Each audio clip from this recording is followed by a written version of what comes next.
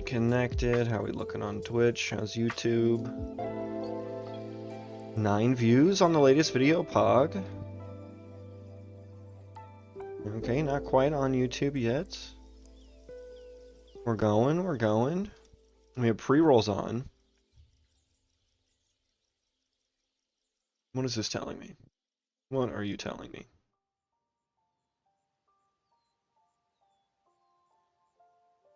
Let's update that to UE5. Gotta put UE5 in the title, man. People want to see Unreal Engine content. Alright, we're good on Twitch.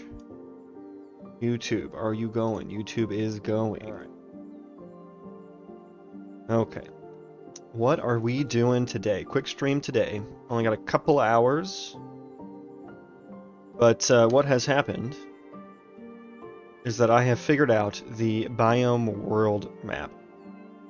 I have generated a biome world map. I have put it on the UI world map properly, and we've successfully generated the PCG biomes for that map. Huge wins, huge wins. And this morning I was actually looking into a little bit of optimization for the world generation. This is something I was actually kind of struggling with the other day, and I didn't know what we were going to do about it or for it.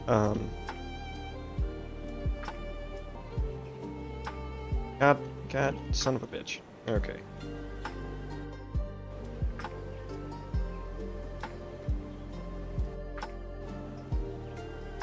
Okay, try again, okay. Bro, this is happening so much right now, and it's triggering the hell out of me. There we go, we got out, okay. So we're actually running pretty freaking great right now. This is good.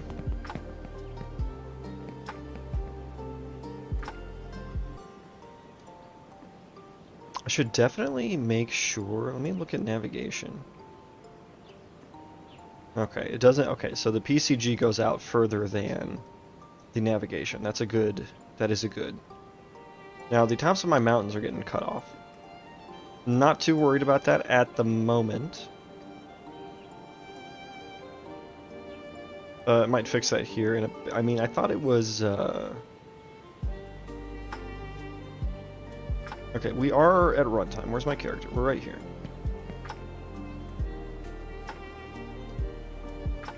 So let me get to the edge of a different biome here. Where's my biome core here? There we go. There we go. Okay, let's toggle that on. Now it's got to regenerate everything now. So yeah, we're using a lot of hierarchical generation with this now, and I found out that's kind of what you want to do with runtime generated biome, or not biomes, procedural maps, PCGs. Oh my god, that is generating so far away. That's awesome though.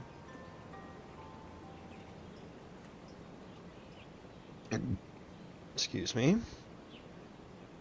And so yeah, that matches up with what's on my map here. Looks kind of terrible, but that's okay.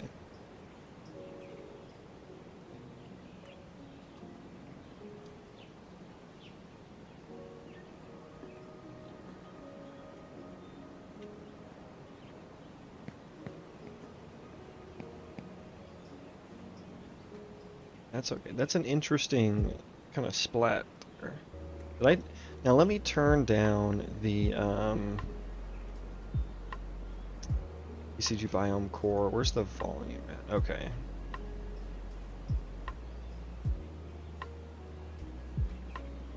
That should actually be going very far.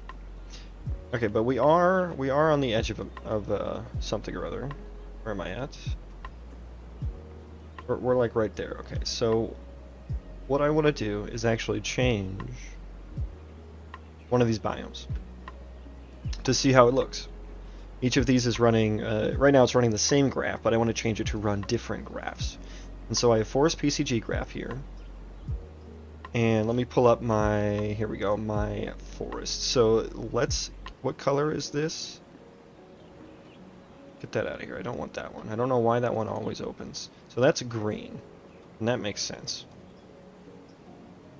Where is yellow? I hate that these are data assets that I can't inline. I might change that. So mountain is yellow. Let's check out, I think maybe turquoise is this one, meadow. We can do that. Turquoise is meadow. Yeah, let's do that. Meadow is a good one. Meadow is a good one. So, biome color, yes, yes, yes. Yeah, we're gonna do this one. And so that's meadow biome def. Okay, so this is just my, what is this? Runtime asset? I don't know what this does. So I'm just gonna leave that the same for all of them. This, however, I will want to my forest biome assets. Let me look at this real quick. Yeah, yeah. Okay, what is my shared trees? This is the forest PCG graph. Shared trees. Okay. Generator type. Generator name. Priority over other generators. Okay, so let's rename this from my shared trees. This is going to be my forest. I don't even know what. I'll just say graph data. My forest graph data. Okay, so that's renamed, and I'll say forest graph. Okay, and so I will need to my forest biome assets. Let's duplicate this. I'm gonna say my meadow biome assets.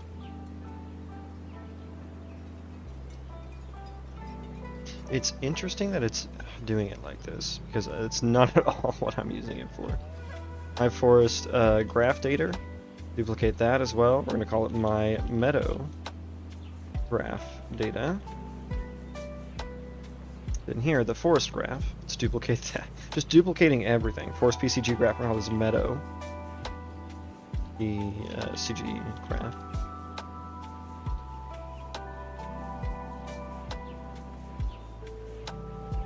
Meadow. Alright, and I prefix it with my so that I can differentiate it from the this is a little loud, no? So I can differentiate it from the the sample biome stuff. Okay, my meadow graph data. Change that to meadow. Cool, cool, cool. Okay, so now we have the meadow one. Now we can start tinkering. So here's what I got. And what meadow was cyan. So I'm going to be working with these cyan territories here. So right now every color is the same graph. It's all forest. And so I need to change that. Let's get cracking here. So theoretically, let me delete everything. Maybe not everything. Let's just disconnect the input here. We'll save that. And let me sneak down in here. We gotta turn off the biome borders here. Where is that? Biome core. Where is it? That one. Okay, so now we will. I should probably reduce the bounding volume of. Yeah, it's like 40,000 PCG tasks are running right now. So I think for quicker iteration, what I'm gonna do is biome core volume. Let's take this down to not 128. It's 128,000. Let's take that down to something like, we'll try 80,000.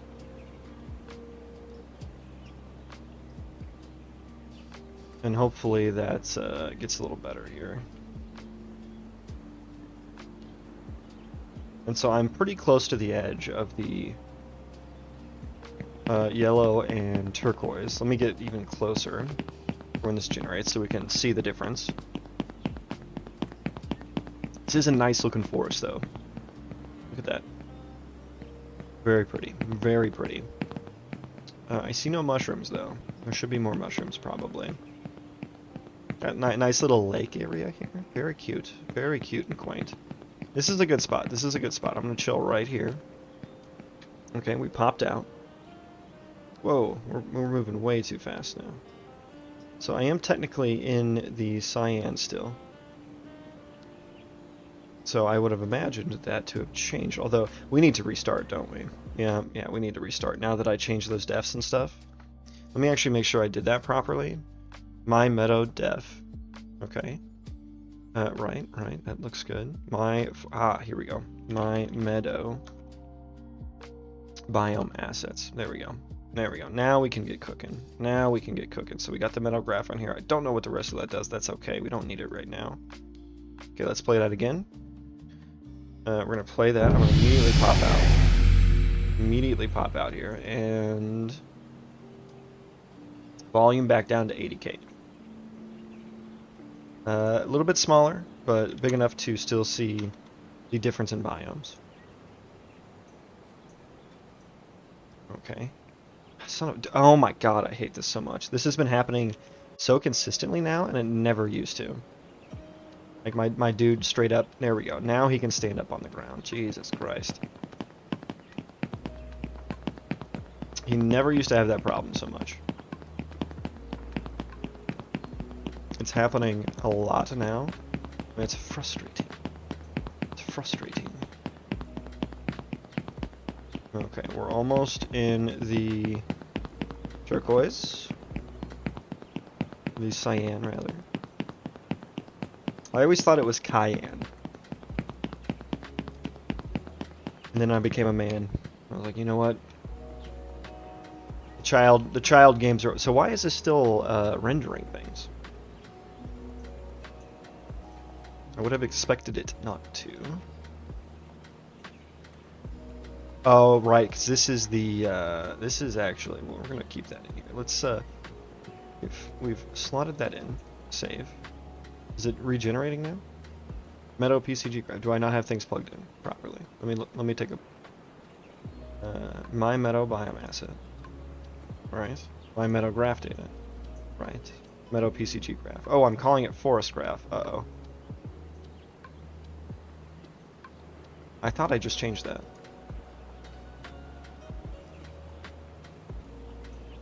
Can I force regen now? There we go. It's regenerating. It's doing its thing.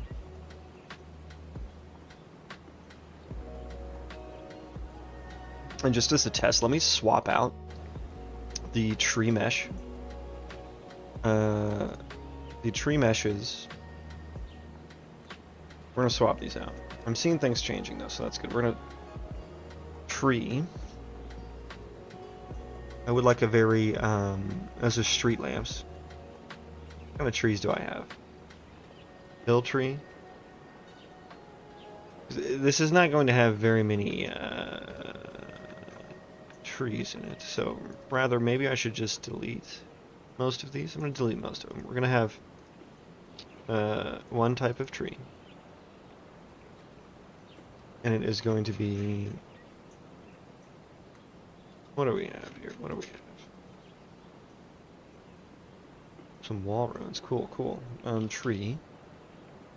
This is going to be a meadows, so... Sure, we'll just change it to... I just need to see this, I just need to see it change. I need to see, the biome change. Should be right on that chunk line. Should be where it is. Okay, can I force regen?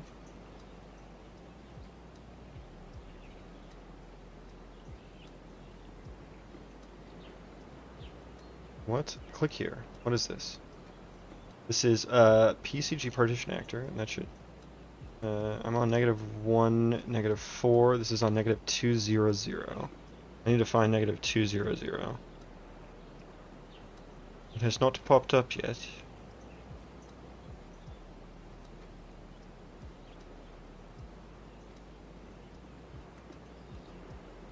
Oh, there it goes. Okay, so we've successfully created a separate biome. Uh-oh. Oh, is this the line over here? That's the line. Okay, so I'm a bit too far. Bit too far. Minimize that so I can see the map. We need to go that way. Oh boy.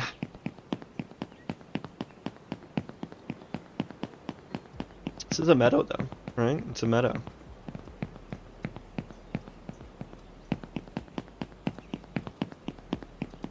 I think I should get rid of the ferns and some random rocks and stuff, change the materials up. So changing the materials is going to be outside of the PCG system. So that's going to be an interesting thing there. But I can't tie it in because I know you can get the material information.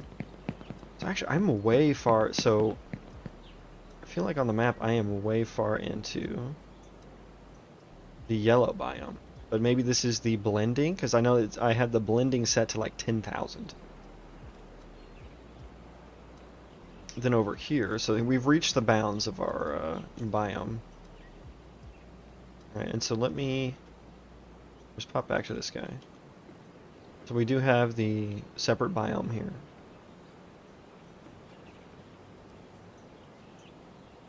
There's like no trees anywhere. Oh, we have little tree branches. Where are they though? They're not. Ah, they're all underground. We got some nice roots. Oh, right, because I set them into the ground so that they stick out properly. Right, right. Okay.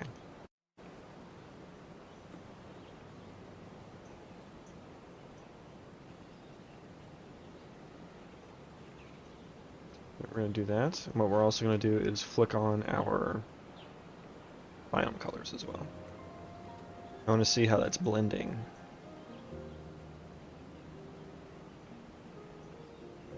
Such a small guy in such a big world.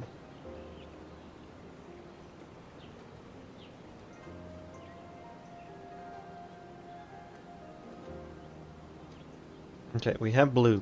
We have blue. Cyan. Okay, so we don't quite get to the red. Oh, there's some red over there. But that's, I think that's water. I think that's water territory. Okay.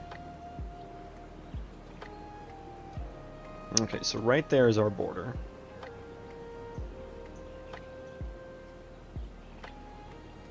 It's really got to rebuild things just because I show that. That's kind of lame.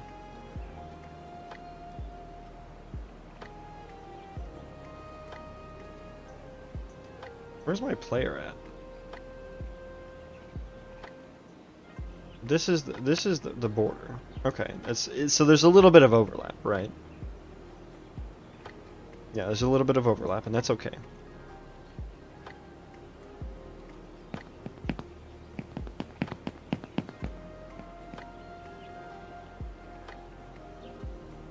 Now, I kind of want to make a different color of grass. I was kind of thinking something more wheaty, more yellow. Westfall vibes, going big Westfall vibes.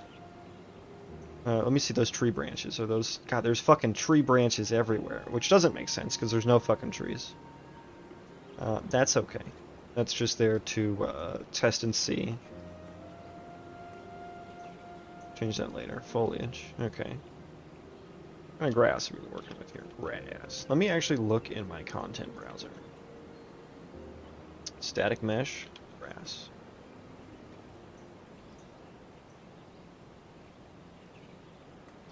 What kind of grass do I have here? Nothing like... What is this? Well, it's like a realistic looking grass.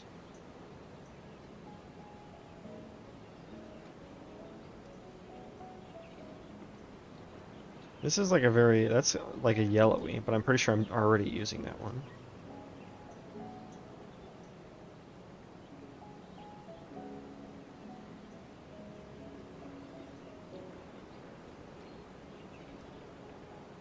Yeah, I'll need to figure out how to blend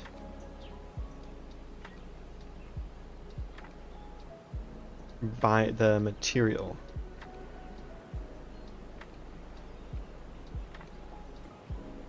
No, that's just black.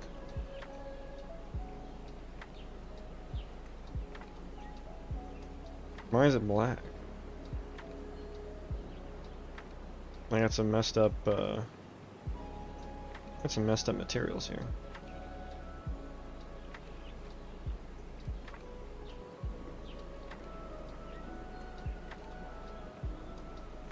Let me just search foliage. What is a buttercup?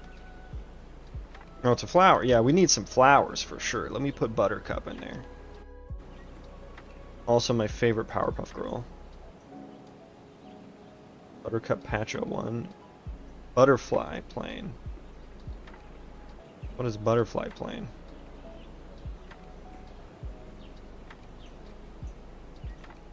I see no butterfly.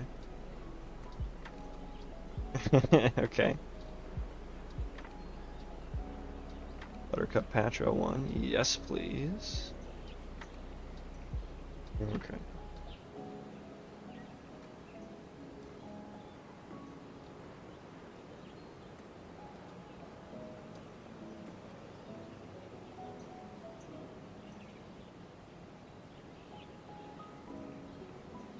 Okay, we got dead leaves. I should put dead leaves in the forest, probably.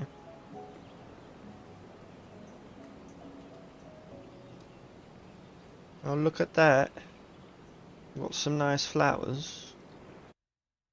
Yeah, I'm thinking something very flowery, actually, because that's kind of the meshes. I have a lot of flowers. Here's a field, the scabious. That looks nice. We're gonna do scabious. Scabious is the key word.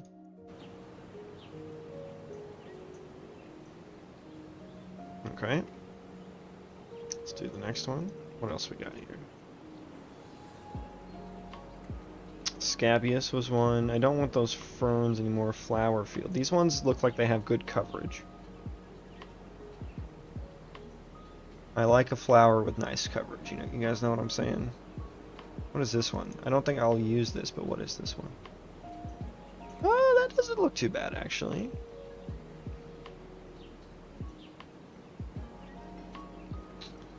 And what was it, that one called? Heather Mesh Clumps 2. Heather Mesh Clumps 2 World Populate.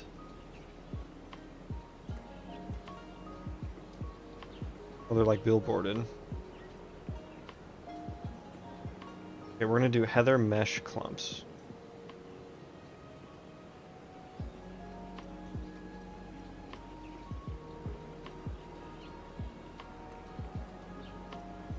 Okay, what are we looking like? Hey, we gotta get rid of those trees. We gotta get rid of the trees.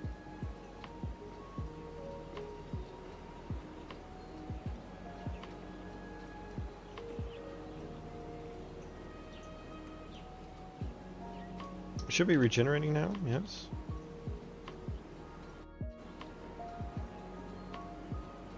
There we go.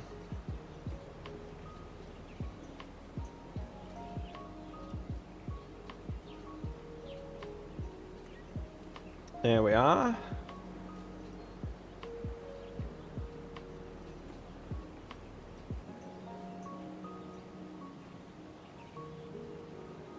Look at this meadow. I turned that off. Uh-oh, I turned the wrong one off. What was that? Water.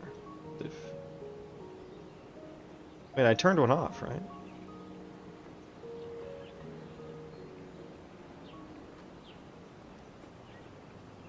I didn't. I don't want...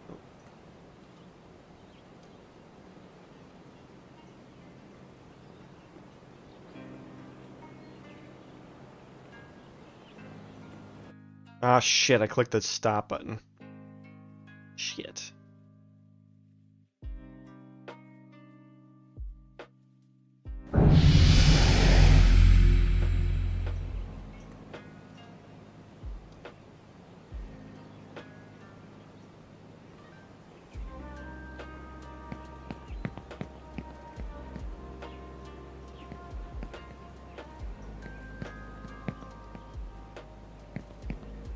Hello, please?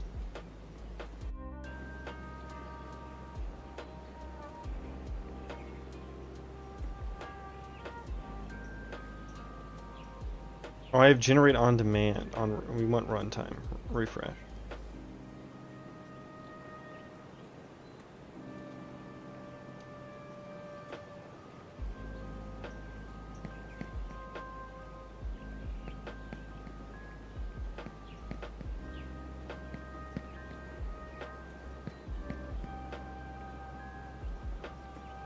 Oh, I turned off, I turned it off in the forest. That's not what I wanted.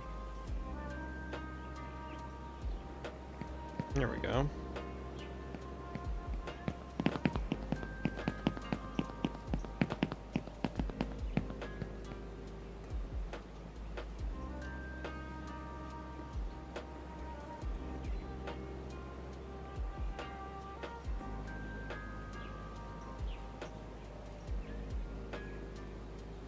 Right, and so that direction should be not forest.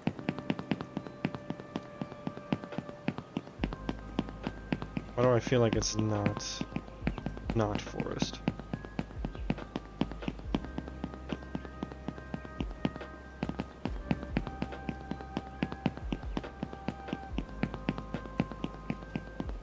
What happened to all my flowers?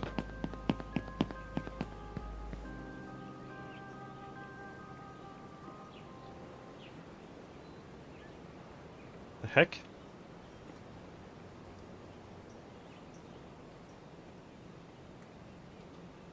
Oh, you know what? Hang on. Stop. I need to set this stuff back, don't I? Don't I? Hello? Okay.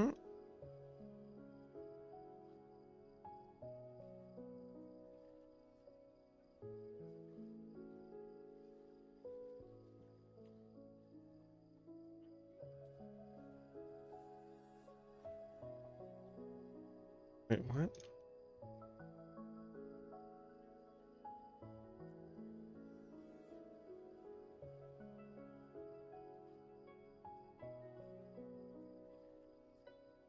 Why wasn't that generating? Why wasn't it generating now?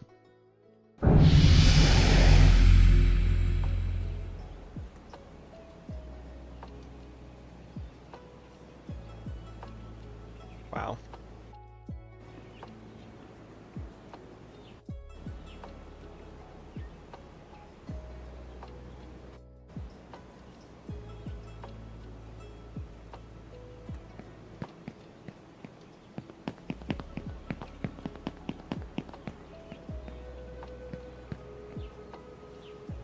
What is going on here?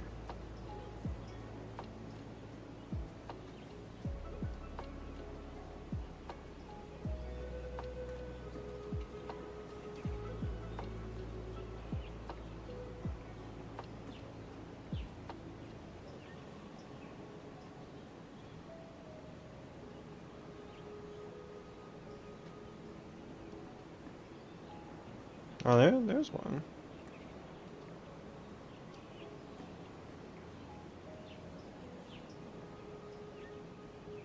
I say the purples look real nice. The other ones are kind of, they're too sparse.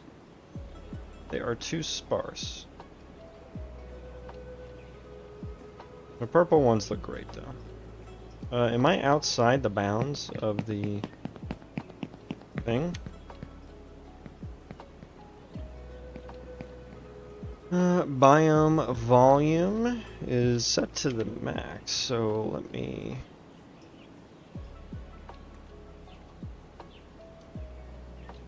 okay, I do happen to be outside of it.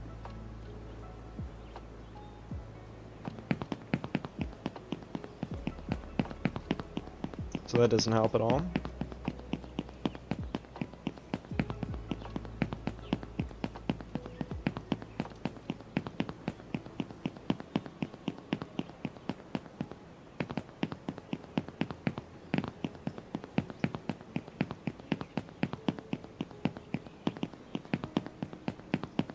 Yeah, it's a little too sparse, right? This doesn't feel like quite like a meadow. The ferns don't quite...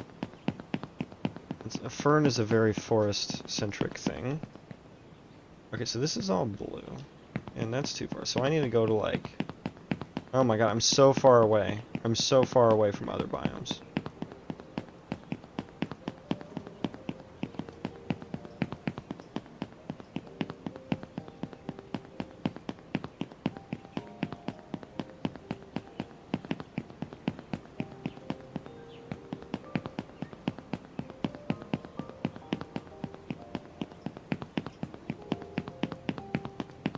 It's running pretty smooth, all things considered, but there's still some definite hitching happening.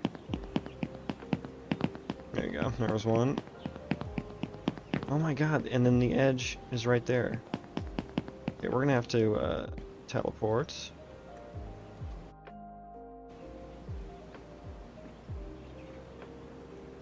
We're gonna have to go, I wanna go right there. Okay, that was a little off, but that's okay.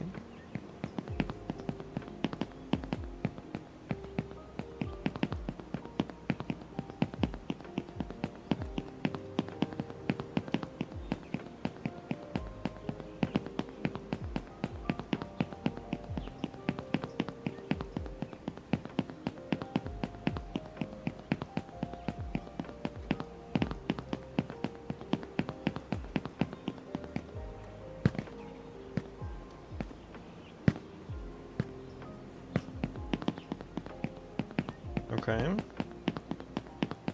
It's a pretty straight line. It's a pretty straight line. So let me, first of all, I want to...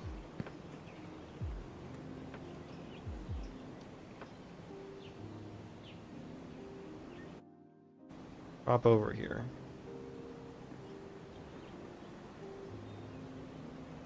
That's trees. Stuff around trees needs to be disabled as well. Well, at least we're going to get rid of the fern. Delete the fern. Now we just have some rocks.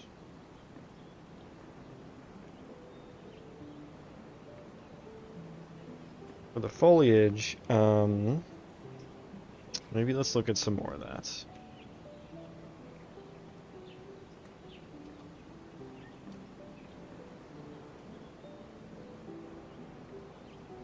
What kind of foliage do I have here?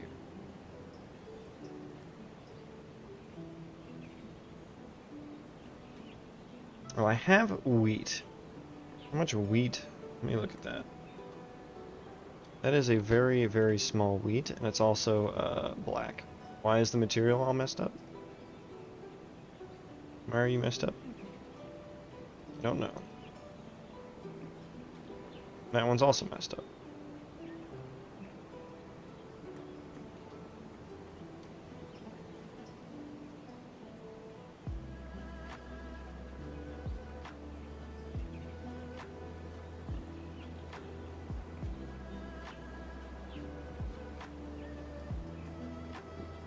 What is happening in here that is causing it to just be black?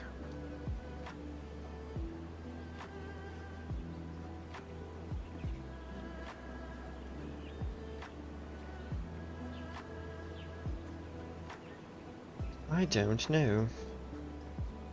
I don't know enough about materials to debug that right now. Okay, so we're not going to be able to use that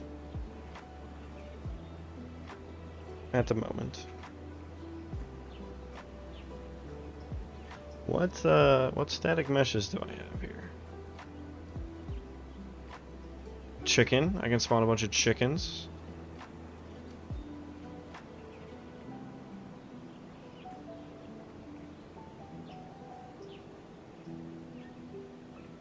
What else can I spawn? I can do a whole procedural village thing with that stuff, which will be cool. Not quite there yet. Do I do a blueberry? Blueberries? That could be my trees. We need to scatter those quite a bit more, though. What else do I have? Some broccoli. I could spawn a bunch of broccoli.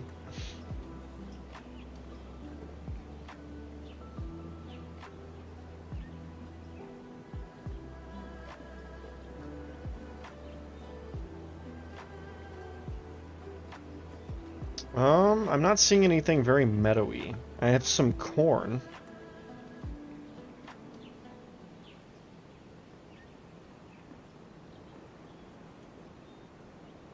I'm looking for foliage type things, though.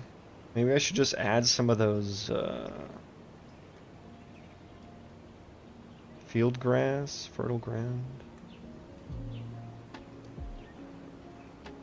Floating island, perhaps? Mayhaps. Oh, there's flax. That could be a good one. It's not very dense, though. I was looking for some density, some adding some density to the graph. So I'm just gonna go back, what am I gonna do here? We're gonna go here. We have those.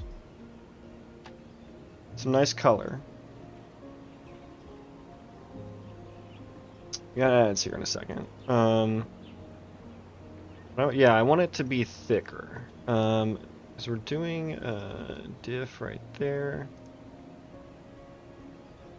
Normal to density, that's where we get rid of the slope. We set that back down, do it. I kind of want to like copy points a little bit here, but let's just plug in another one to see how it looks.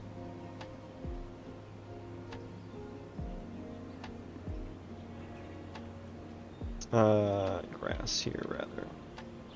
There's like one that's called like field grass. I think I wanted to try that one. Field grass, there we go. It's not movable, it's static. It's not gonna have collision. Uncheck all this lighting stuff.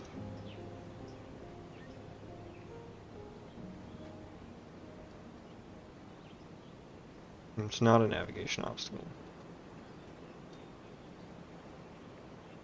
Save while it generates here.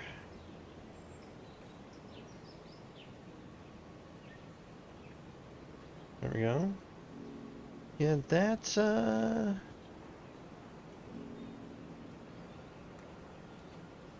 I don't like that. I'm gonna use some of the other grass I use for the forest to make it look less jarring.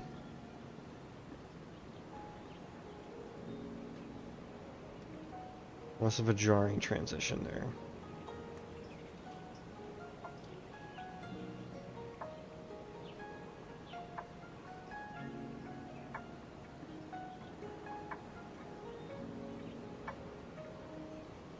Yeah, it looks much less meadowy than that one. I'm gonna have to change a lot of these meshes around, I think.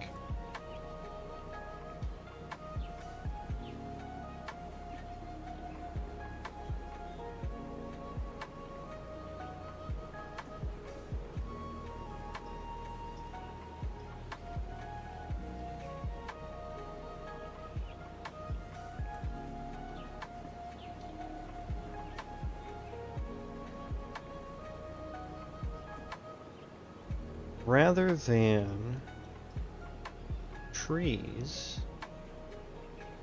So, I don't know if I want to spawn trees like that. I really just need less points.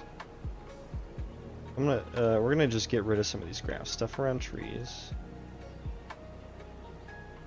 We can always go copy them if we need to. From the other graph. I do like the big plains rocks. I think I want to keep those.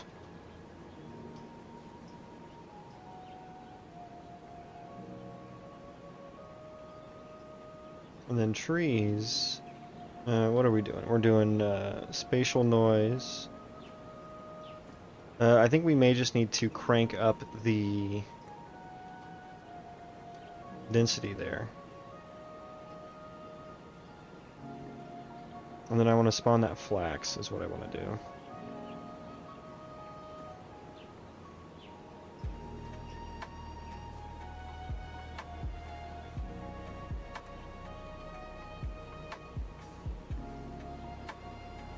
Maybe we spawn these in little clumps, maybe?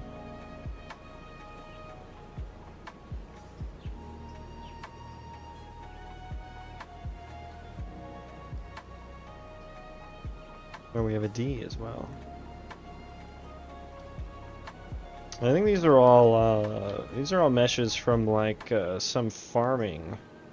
Flax D. Oh my god, they have so many flax. I don't need that many. They have so many flax, boys. But let's just see what that looks like here.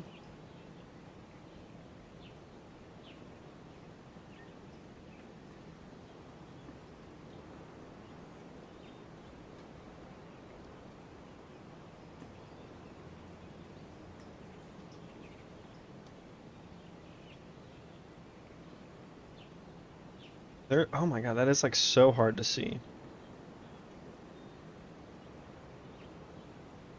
I mean, it is technically flax, right? Go run around, see if we can find some flax. Bro, you can't even see that, man.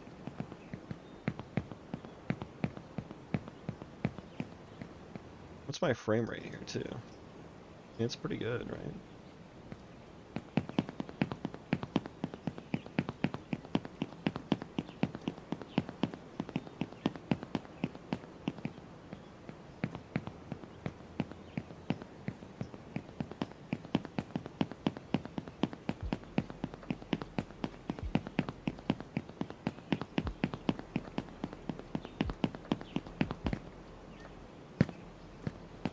Yeah, that's not a great, that's not great.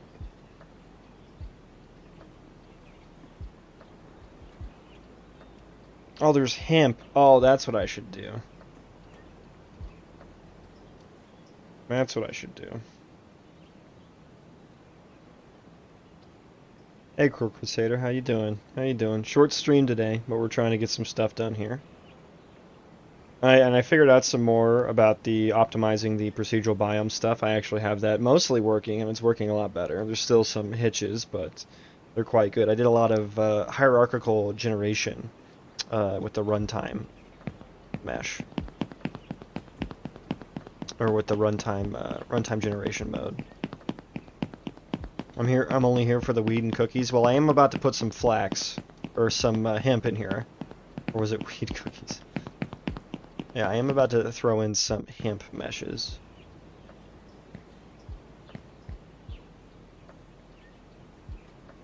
Can I just duplicate this whole thing? Can we dupe it? This is flax.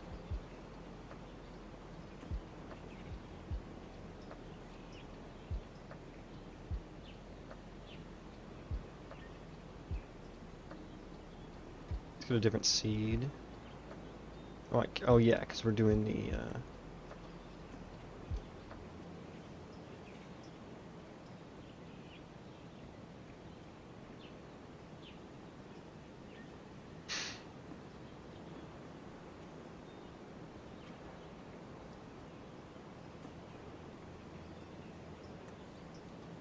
how do I like I just want to add like a number here. Maybe I won't. Maybe we'll just do it. Let's just delete that for now. Get a random seed.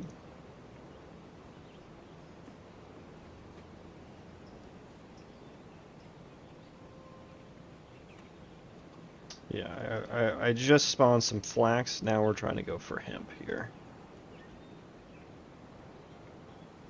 Hemp? Ah, yes, hemp A, my favorite strain. Followed closely by hemp B.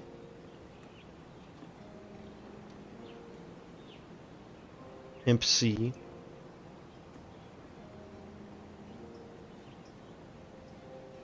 And hemp starter.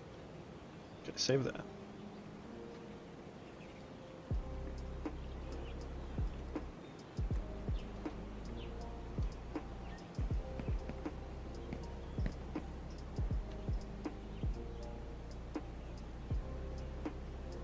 So here we have, this is the edge of a biome here. So there's the forest biome. We're waiting for this to regenerate. It'll be like a meadows, but I don't exactly have great meshes for it. But we're trying to find some.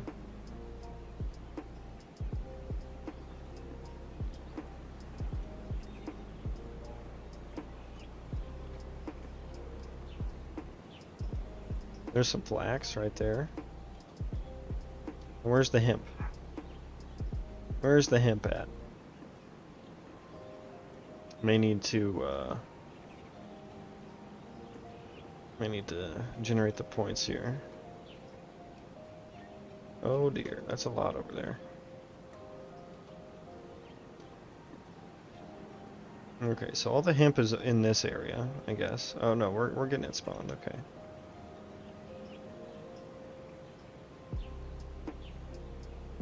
I don't want to do the spatial noise. I think I just want to go straight to the attribute noise. We'll do the density filter here, see how many points we get.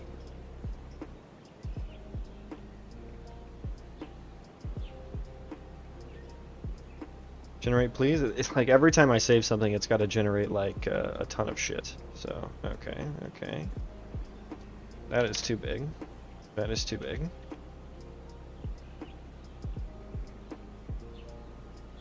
That is a lot of hemp, though. Or, there we go. There's some hemp right there.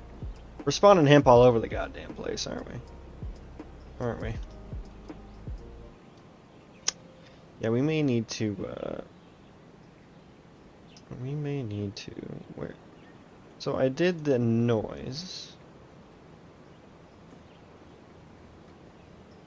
But they don't seem to have any difference of density. From what I've seen. There we go. Look at that.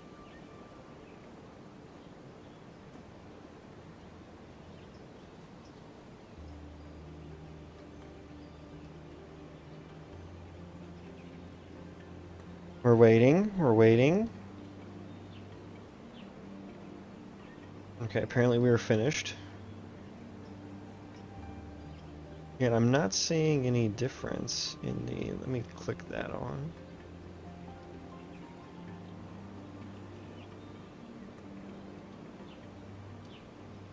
Ah, nuts.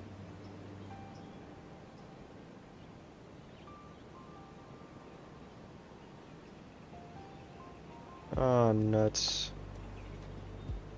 Because this doesn't seem to have any data that is... actually has density assigned to it.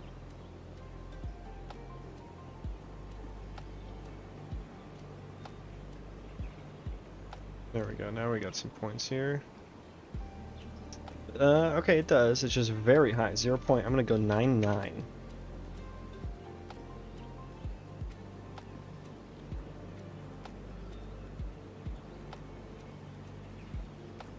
Well, how much will this get rid of? I got rid of quite a bit. It's still a lot of hemp around. If we wanted to make hemp a resource, that's like a very common resource, right? Let's toggle that off. It's kind of hard to iterate on this scale. I may need to make some sort of test level so that it regenerates faster.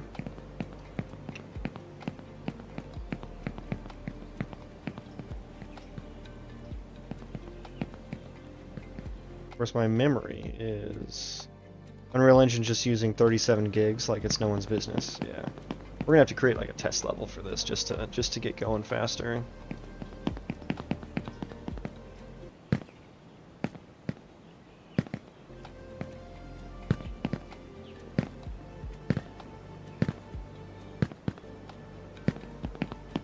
How would I test this though? Like, what's a good...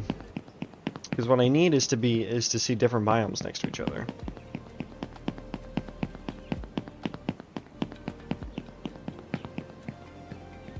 I might have to make my own map.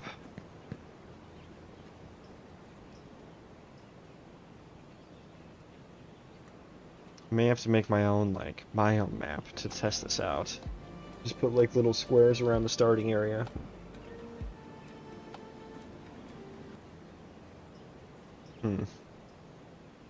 What are you testing? I mean, I'm trying to make updates to the PCG graph, and it just takes a while to generate when it's at this scale. So for testing changes to the PCG graph is what we're talking about here.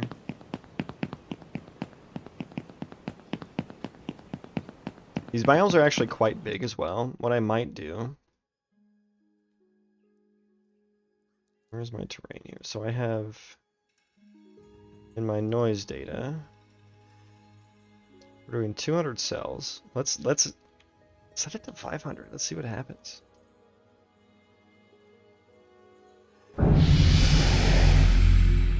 Okay, now we got a lot smaller biomes here. Oh my god, I'm triggered. I'm stuck. But what about the biomes you were testing? I'm not sure what you're talking about. I am testing the biomes.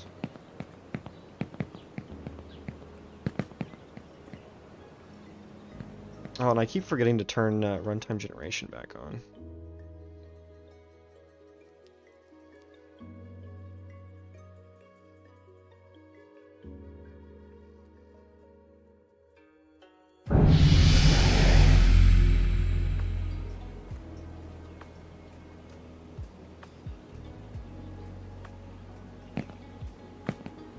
Okay, I conveniently spawned right on the edge of a biome. That's nice.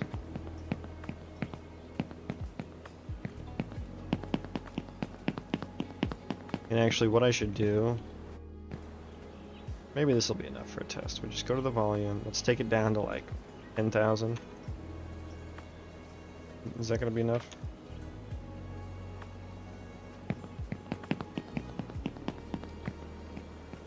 I mean, I got to show the bounds on that too. Just so I know. Just so I know. How big is this? I mean, that's pretty small. We can actually go bigger than that. We can go like 30 maybe. 30k.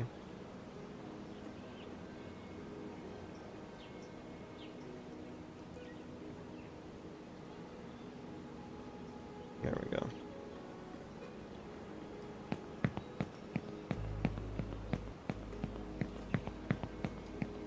Okay, so now I should be able to make changes to the mesh a lot, or not the mesh, the graph a lot better.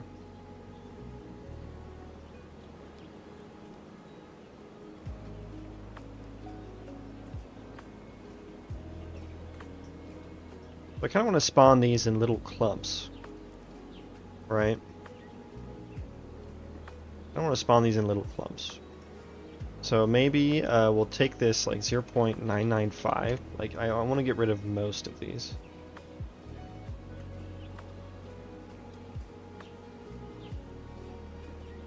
It's like still, oh, dude, holy shit, 0.999?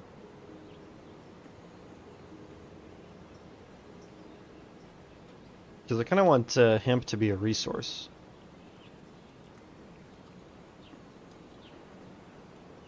Still feels very often. How many 9s can I go? 0.9999?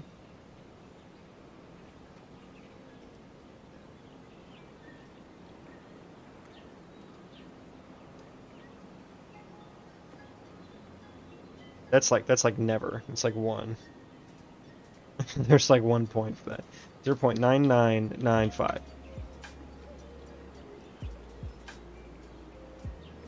Okay, cool. There's the start of another biome. Let me pull up the biome map here. Ah, yes, yes.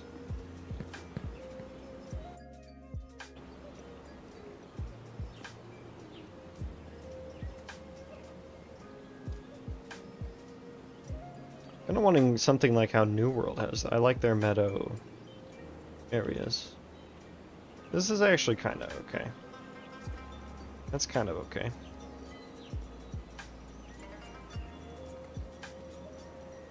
It's not very many. Maybe I'll go 99. Is that too little? I mean that's okay. That's fine. Yeah, that's fine. Okay, and so for each of these points, I'm going to want to... What do I do? Like copy point? Like I want to spawn multiple in a cluster. Great grid.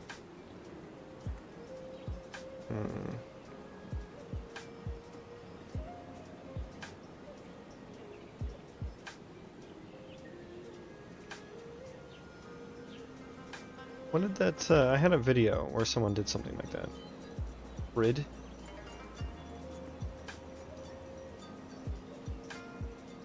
That's not what I want.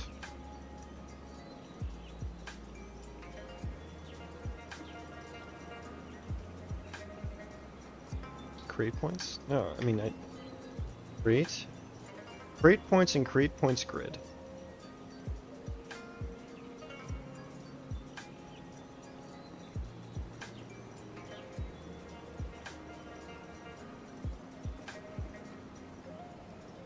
Instead of spawning a mesh, you spawned a field that had a high density of spawns.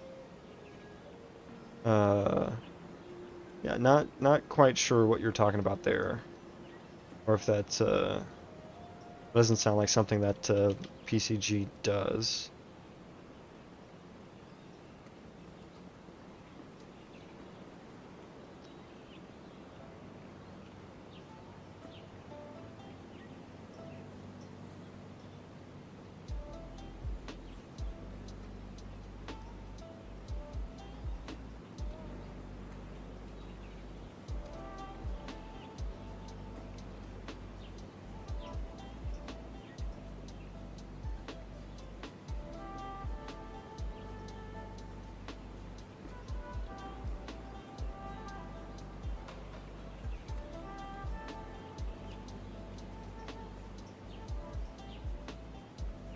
I mean, I can always just duplicate points, right? For each one of these. We'll do that. We'll just duplicate points. Yeah, I'm not really sure what you're talking about there, Little Crusader. When you say spawn a field, like, it's a pretty general statement. Like, I do have a field that I've spawned with meshes.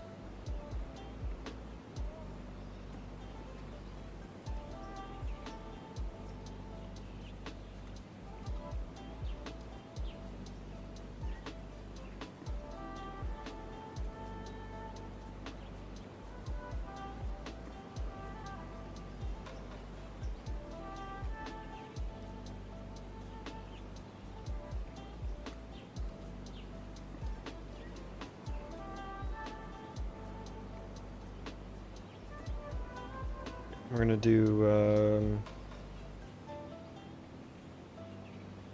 do a max of 5. And then, yeah, let's transform those random offset. Let me see here.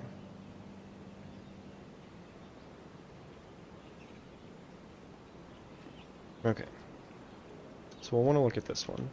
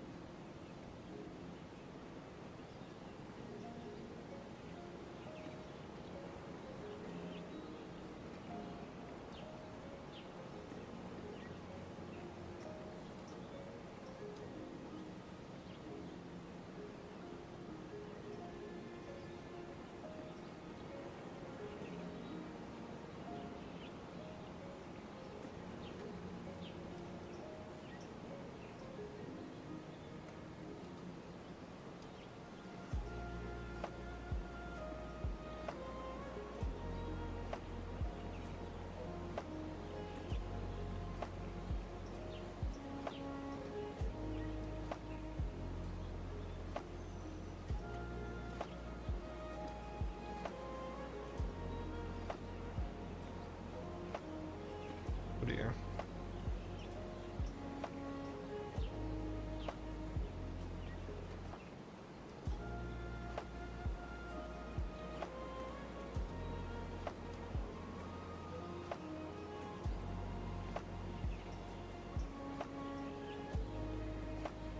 Why aren't you duplicating my points?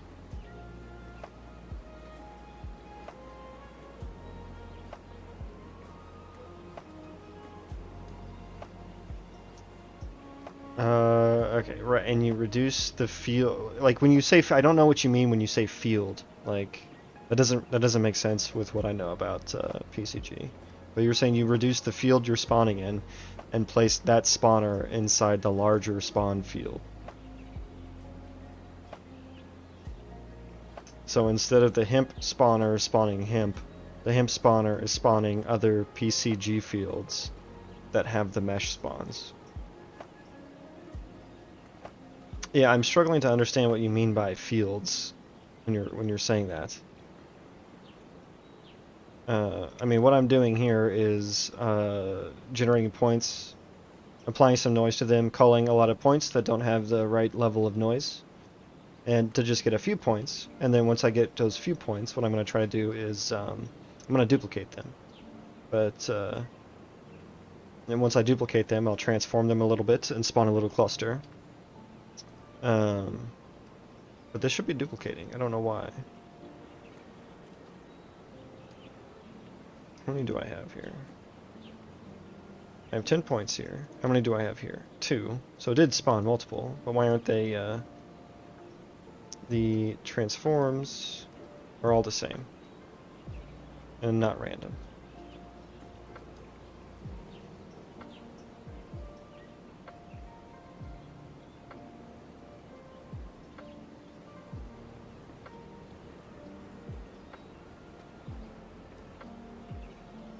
So the box is just a single point. It's not like it's not a field like that. You'd have to create like a volume or something, and you'd have to create a grid of points within that volume.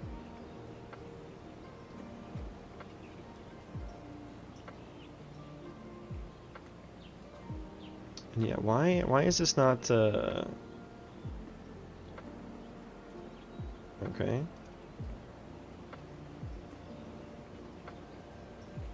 These are all actually in the same location. It's not. Why isn't it should be randomly doing it. Why is it? Actually, I was having this problem in my other graph, and I figured it out. What was I doing up there?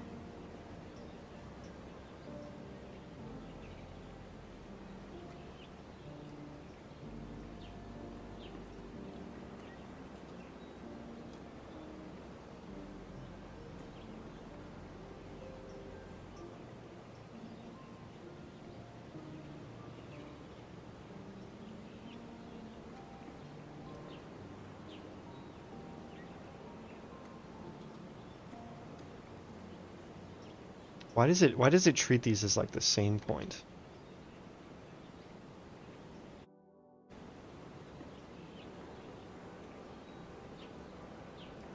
Why is it treating this like the same point? What if I did something like that? Is it going to make it a little bit different now? Yeah.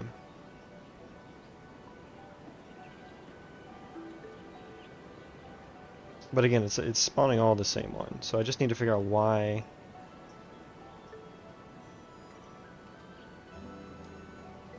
Volume equals field. I would have thought volume equals density.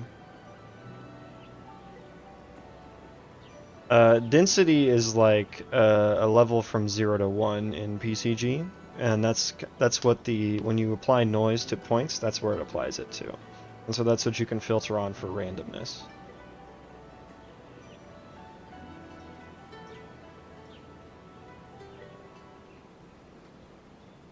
I have to figure out why, and this has happened to me before. It's like treating points as the same. I know I duplicated it. Not randomly.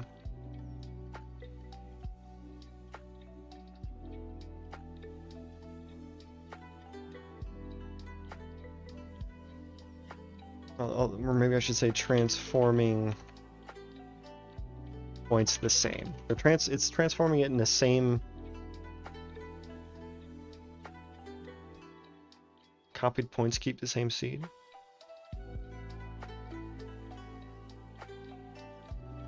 I'll say maybe I should say duplicate points.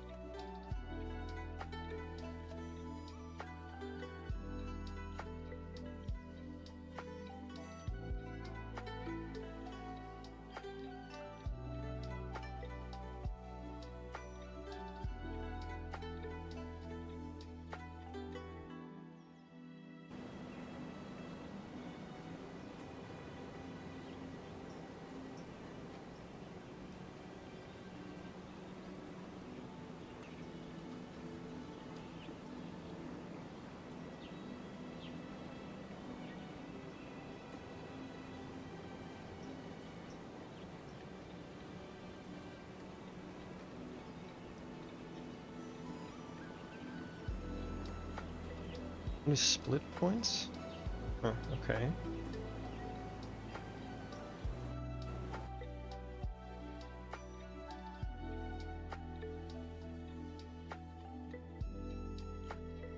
Everyone seems to be using copy points.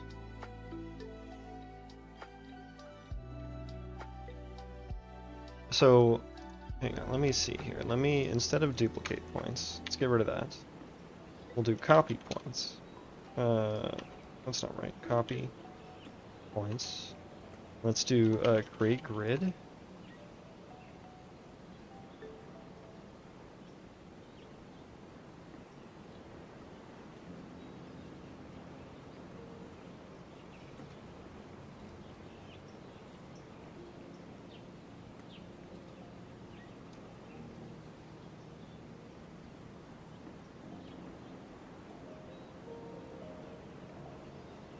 Okay, I think this is closer to what I want here.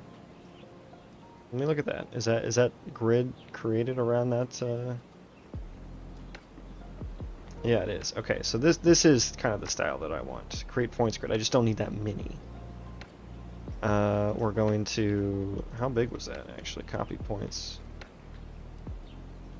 Yeah, I don't want it to be that big. Let's go 200, 200. Yeah, that's a nice little cluster size. Okay. And so, yeah, we created the grid. Copied point. The cell size, I don't think matters that much for what I'm using it for. Okay, copy points. So let's give it some noise. Well, let's transform it. What does this look like? Give it some random offset. There we go. Now it's treating them. The duplicate points literally duplicates, you know. Now, is this spawning different ones? Or I can't tell if these are different or not. Okay, that one's definitely different, so yeah. It's spawning different ones. They just look very similar.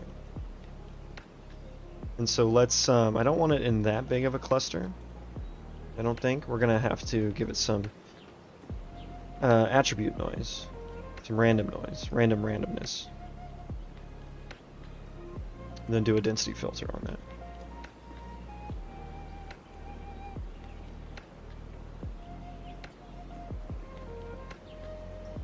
Okay.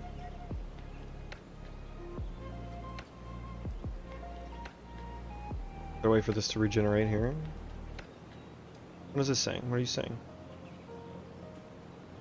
Physical material? I guess I have to specifically set that to density. Fine.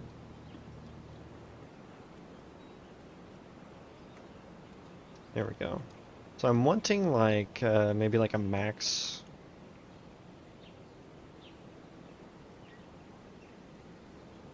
Like maybe 5 of these clustered together. What was it? 1, 2, 3, 4. 1, 2, 3, 4, 5. That's 5. Okay. Ooh. It's literally 1. That's okay.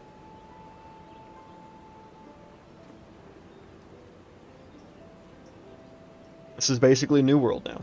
It's basically New World. Yes, and then we need to project points back onto the terrain to prevent that from happening. Before we spawn.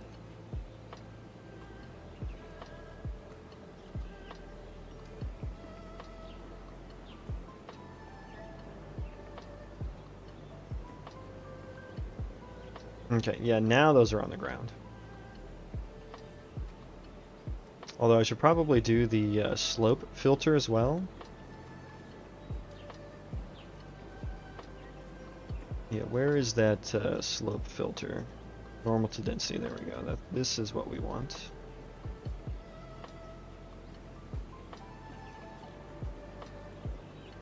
And I'll just say slope filter.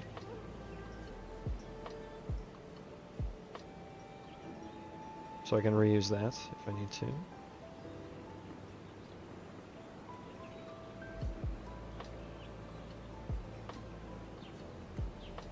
I should have gotten rid of that one. It should have. Hello, please.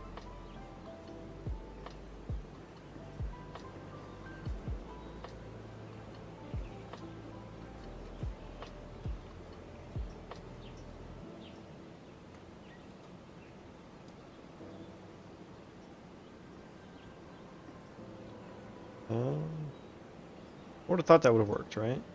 Normal to density. 0.85.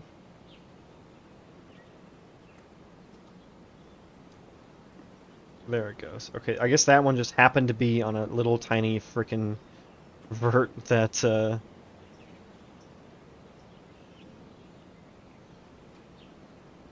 surpassed that filter. I don't want to scale. We need to scale these little clusters a little bit randomly.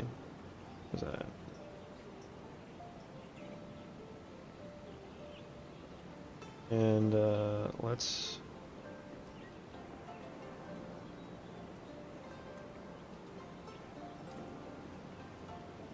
Before we do our random.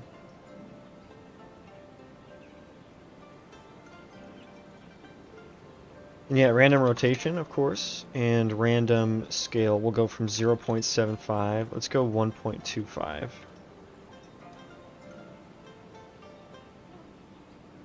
See how that looks.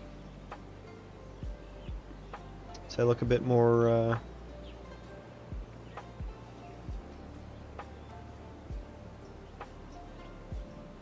Suppose there's like 3 right next to each other.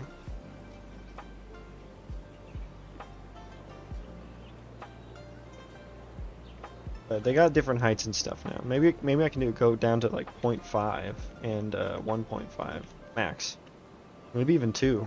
Maybe I'll go 2 max. Get crazy with it. There you go. That looks pretty nice, right? These ones are like all the same though. Okay, we're going 2. Imp can get pretty tall, right?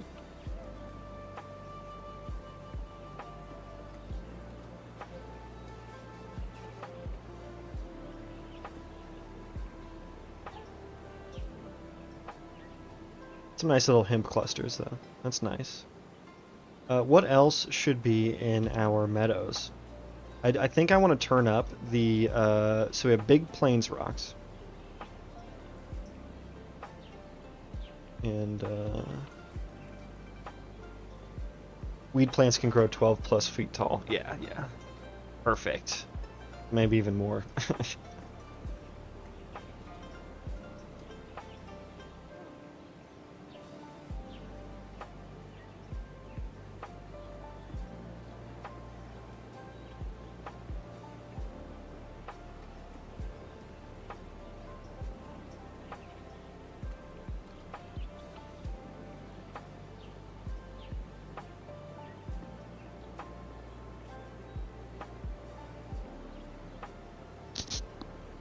Oops, sorry. That probably didn't sound too hot.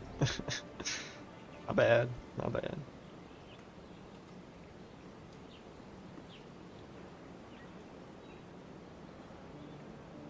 Okay, where are these points at? Take me to some of these points.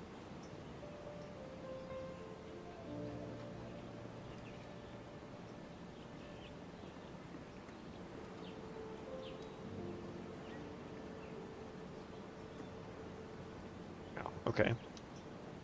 And we do a density filter on those.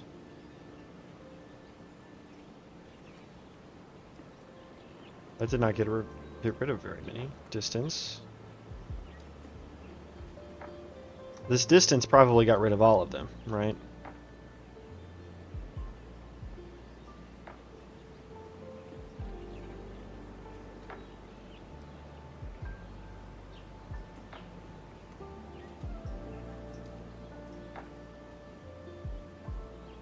Yeah, I'm seeing nothing there. Do I have any data? Show me the data. Nothing. Yeah, so because they're not far enough away from other points, that is why. So we need to take this like way higher. This is probably a 0.999 type situation.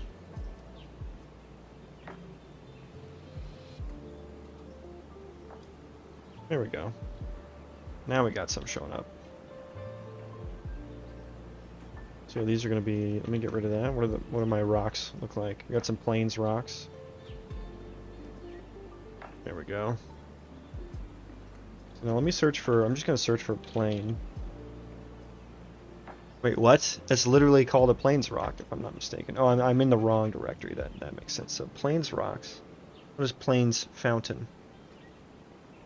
Oh, shit. Okay, that doesn't really... Can't put that in the world. That doesn't exactly... plains, and I searched meadow. Nothing. Um... Blood dots. Should I spawn some blood dots? Geyser, yeah. And I think I do want, like, some trees every so often. Or like a bush, perhaps.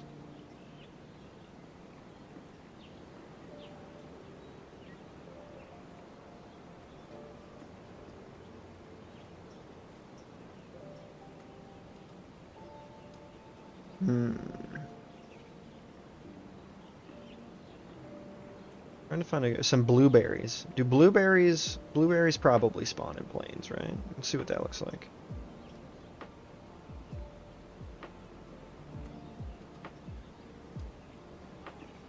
Let's spawn some blueberry trees. Nice little food source. So I want to do that. We'll do blueberry trees. That's one. Blueberries. What do these bushes look like? What are we working with here? That's a nice little plainsy looking bush. That's a plainsy looking bush. That's called bush one whip. Love it. Love it. I have cacao. It's more of like a jungly type thing as well. Maybe I can do a jungle biome. I don't really have the meshes to do super high quality procedural stuff yet, but I should look for those. Common tree. That just doesn't really match. That just doesn't really match that much. We could put some corn in the plain. Oh, there's cotton. Oh, perfect.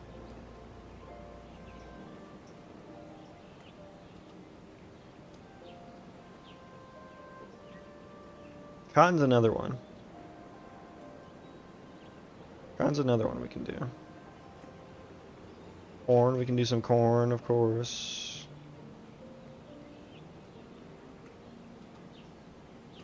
I just want like a kind of like a wispy little tree, you know? Flax, we already did some flax.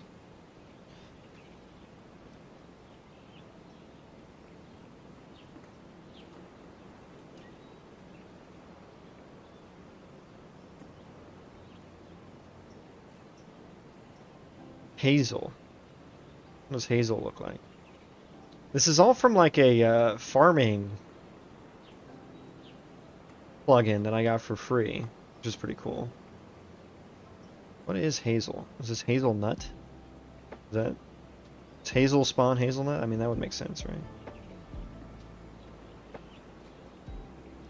That's a plainsy looking tree. This hazel bush. Okay.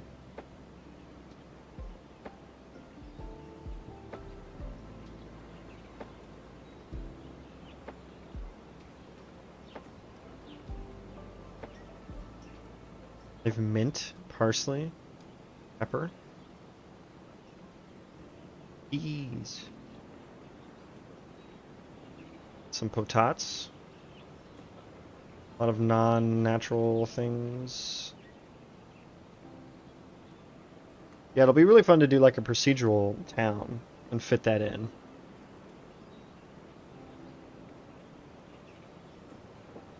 Got some rice.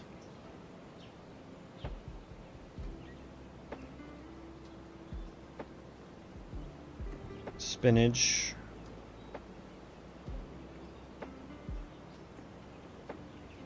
Sunflowers. Ooh, that's a good one. That's a good one. Definitely want some sunflowers. Yeah, this style of tree I think is what's gonna go good in here. Something like that, yeah. Uh-oh. Oh no. Can we recover from that? No, we can't. Okay, well, it was probably a decent idea to free up some memory for a second.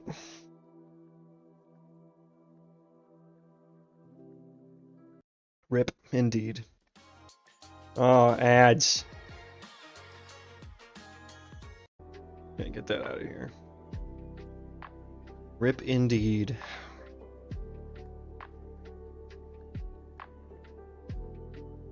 Yeah, yes, open them.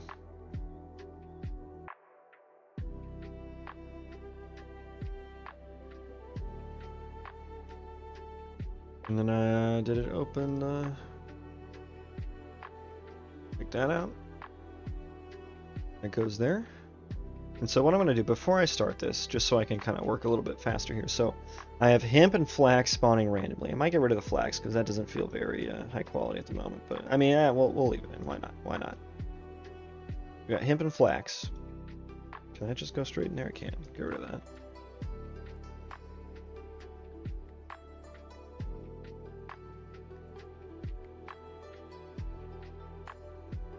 And I want just like... So maybe I think I might reuse this. Don't call that Big Plains Rocks. Slope filter. Yeah. Maybe we will. We're gonna reuse this one.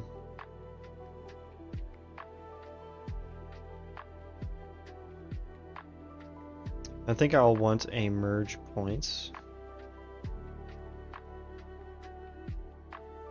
Right? Or how can I combine?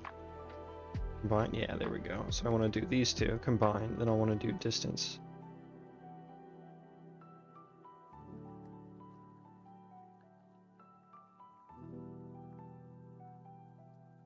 Oh no, I just want to do that and then here. Question is flax and hemp interchangeable for the same crafts? Yeah, you know, that is definitely a game design question.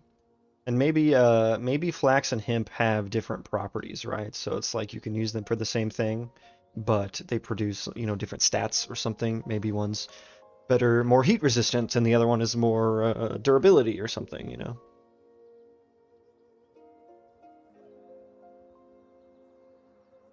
Maybe you can use them for different things. That like there's overlap in what you can use them for. It's like a Venn diagram of usage. Okay, so I want to do this again.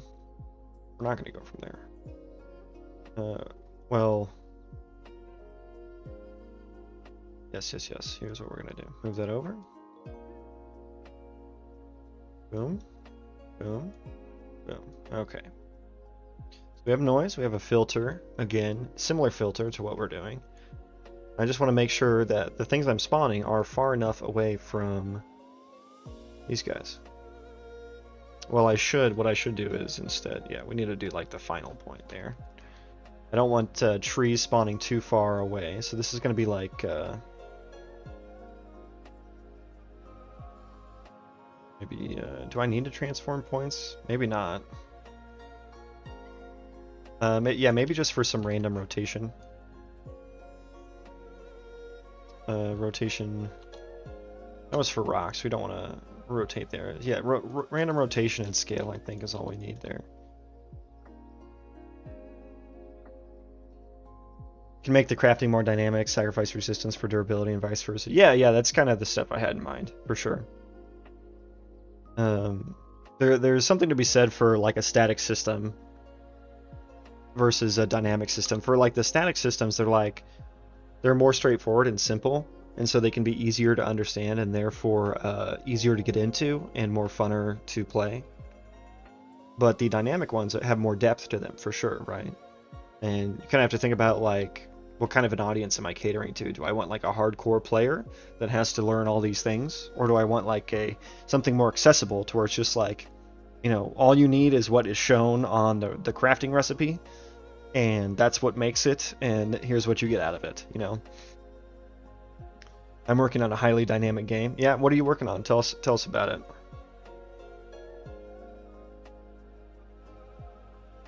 I don't think either one is good nor bad. It really just needs to match the rest of the game, you know? And both different executions of both styles can match any really. So I wanted to do... So first of all, I gotta like turn off... We're gonna have to go through here and Oh god, I hate having to change all this shit for every single one. No, no collision.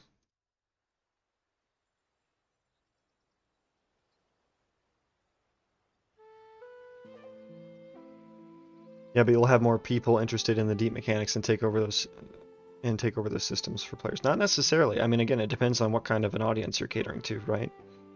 Like if you put that kind of a thing in like fucking Farmville, like you'd probably lose a lot of people, right? But we're on Twitch. We're all hardcore gamers here, so I get that take.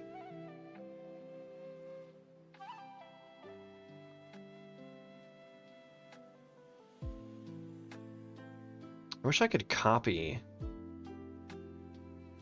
So I literally don't want to do this for all. Maybe I should just make my own hierarchical instance static mesh that defaults these.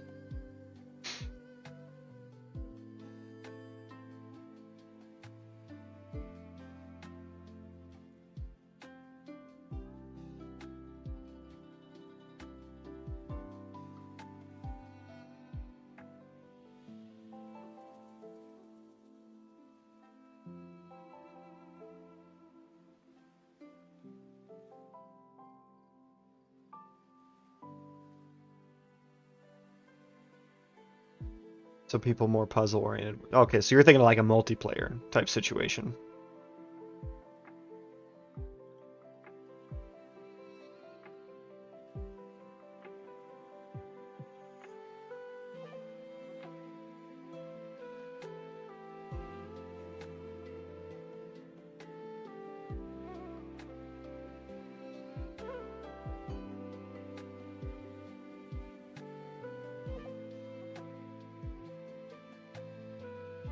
Oh my god, we're almost fucking done here. God. I mean, what is a better way? I mean, I think the only way is if I created my own.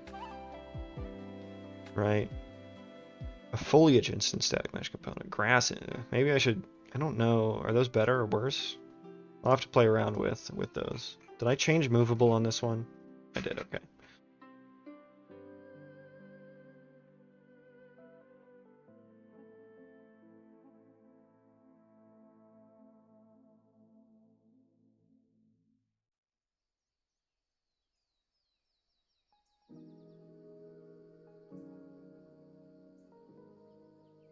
Okay, so those are all turned off.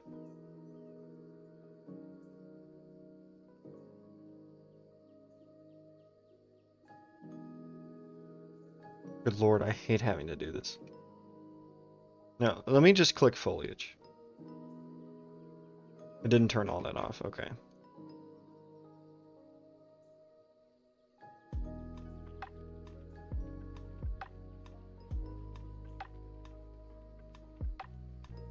Oh my god, I hate doing this.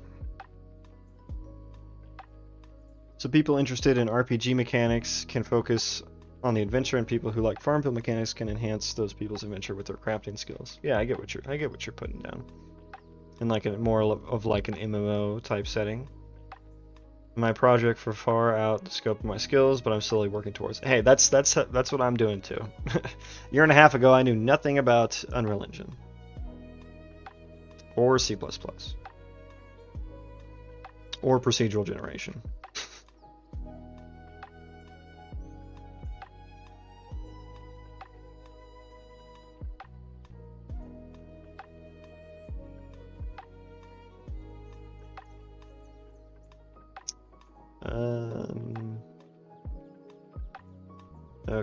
Okay, moving on.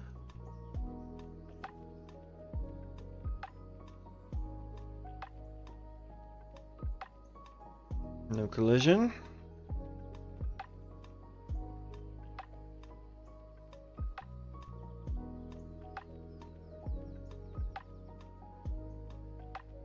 What was the outcome of the Quest GPT stream, by the way? I couldn't watch much. Seems feasible to get something decent. Oh yeah, it's definitely feasible to get something decent. When I'm still let me pull up let me pull up my AI Studio little scratch pad that we were doing. Sign into the studio. Yeah. Okay. So yeah, let me show this off here. Okay. So what I was originally doing I don't know how much you caught Firmstool, but I am basically my first crack at this was saying like, hey, I gave it like a blank JSON structure, and I was just like, hey, fill this out with quest information as if you're in a fantasy RPG, and it does a decent job at that, and it creates quests, right? And then I took it one step further, and I dumped my entire item database and mob database into it, and was like, hey, use stuff from here to generate quests, and it does that pretty well. The things that may be feasible, may not be feasible, is like reeling it in a little bit, because sometimes it gets like way too inventive, right? And it says things that like aren't in the game, or it would say things that would throw the player off. And so like trying to massage it into like, hey, don't say things that aren't true is going to be kind of hard. But like, here's my prompt here. You know, we're in an RPG game, generated quest. Here's the JSON structure. And here's a bunch of my items. I have a wood axe, I have wood. And when I give it my item data, it generates a lot of the same quests. Like this one, greetings traveler, my name is Ailer Hill. The forest to the east is known as Mirkwood. See, that doesn't make sense. Like that is not grounded in the game. It is a dark and dangerous place, but it is also home to many rare and valuable ingredients, such as the white mushroom. You know, like the most basic ass mushroom. And so yeah, and it fills out my objective items to obtain with the proper ID from my item database, which is really cool that it just does that. And it gives me some dialogue response options, but it's saying, go pick 8 mushrooms, right? And my next crack at it, and I did a lot here, following is in the context of a fantasy RPG video game, the player, level 1, max level 80 paladin, who is talking to blah blah blah. And I added personality types, and I did ooh woo. The personality type is ooh woo, and it spit out this cursed bullshit. Yeah, I'm planning to do that exactly, Firmstool. He said you could have longer side context of all the rules info of your universe. I am planning to do that. I'm planning to do that. With a million context window, it's you know, very, very possible to do that. But I don't know how well it's going to stick to that. We'll see. But I was like, generate a simple quest to give, and then I don't tell it to do the JSON yet. I just say generate a quest, and so it gives me this. And let's actually rerun this. Someone give me a personality type. Give me a personality type. Some you know, some adjectives to describe this person's personality. But yeah, this after it responds, and I say you can like generate quest chains, and so this is a quest chain. And I say take the generated quest and transform it into this JSON structure and kind of give it some rule. I'm trying to teach it how to give directions by telling it about coordinates. Maybe I'll make that a bit bigger for you all. Jesus, what is this? This is the uwu personality. This is going to be an Easter egg. But yeah, and I give it the and what I'm doing here. Uwu is peak, yeah. I mean, it was even saying like, it was doing the whole Uwu voice and shit. It was so cursed. It was so fucking cursed. But what I did here, I changed up the JSON structure to use one. Oh shit, what have I done? Oh, this is actually a better format. I changed it up to do one objectives array, and I have an action, and I basically give it an enum, and it's very good at this. And I say, what action is this objective? You can defeat something, you can talk to something, obtain, move to, interact with, build, deliver, or escort. Those are kind of like the objective types. Did someone say, ooh, woo? Yeah, we're going back over it. I need someone to give me brute, rude, unfriendly. There it is. Okay, let's plug that in. But I gave it this kind of objective array, and it actually, like, it says obtain, Squeaky, a small fluffy white pup. And I have this other things to spawn, and so it's like spawning some goblins around it. And then I'm going to get rewarded a potion of healing. And here's some dialogue. Well, let's regenerate this. Personality types are brute, rude, unfriendly. Okay. So let's rerun that. Uh-oh, it gave up on me. Okay, let's try it again. And this is using Gemini 1.5 Flash, which is like fucking failing on me right now. Alright, Pro. 1.5 Pro actually give me... Why is this failing on me? Oh, yeah. Oh, no. We turn the safety settings off. What are we doing here? What are we doing? Give me the raw. I want the raw goods. You Google AI? It's got a million context window. I can put an entire game storyline in here, and it's cheap as hell. I was playing with this for I don't know, like 6-7 hours. It cost me like 2 cents. If I did that in ChatGPT, it would be like 20 bucks. It's not giving me like the longer ones that I am saying simple quest, so let me take the word simple out of here. And I am saying level 1. Maybe I'll say level 30. A level 1 quest is not going to sound as good as a level 30 quest. There we go. Here's a better one. Ailer Fihil grunts, picking a bit of jerky from between yellowed teeth. He glares at Mydrong, spitting a chunk of the jerky on the ground. You think you're something special, Paladin? Think you're all high and mighty? Prove it. He gestures with his chin towards a cage in the corner. Quest 1, Cage Breaker. That cage holds Grimfang, a warg that's been terrorizing my sheep, but he's mine. Problem is, I'm out of meat. Bring me Grimfang's heart, still beating, and maybe, just maybe, I'll give you something worthwhile your trouble. And so let's regenerate these quests in terms of the JSON structure here. You'll eventually do llama or one of the free local ones. Yeah, I'm planning to test out with a lot of stuff. But yeah, I definitely want to have one running in game, not online. And so getting one actually running embedded in the game is another task as well.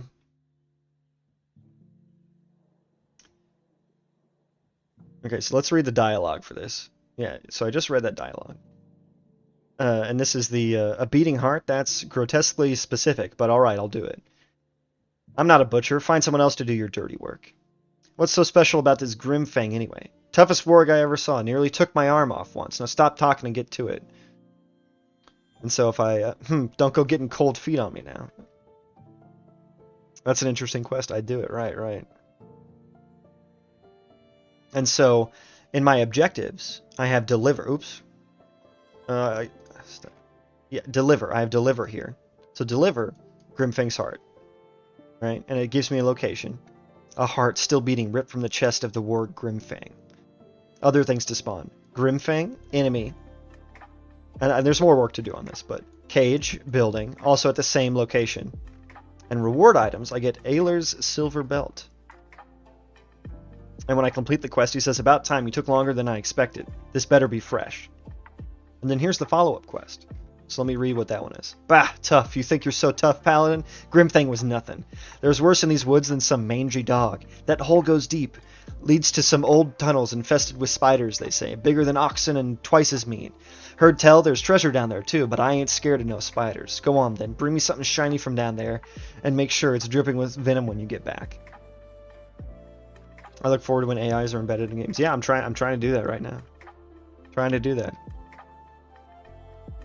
Player response option. You're gonna eat that, aren't you? Fine. Spiders, venom, treasure, got it. I mean, that's a pretty cool response too. That's not just like, yes, I'll take your quest, you know.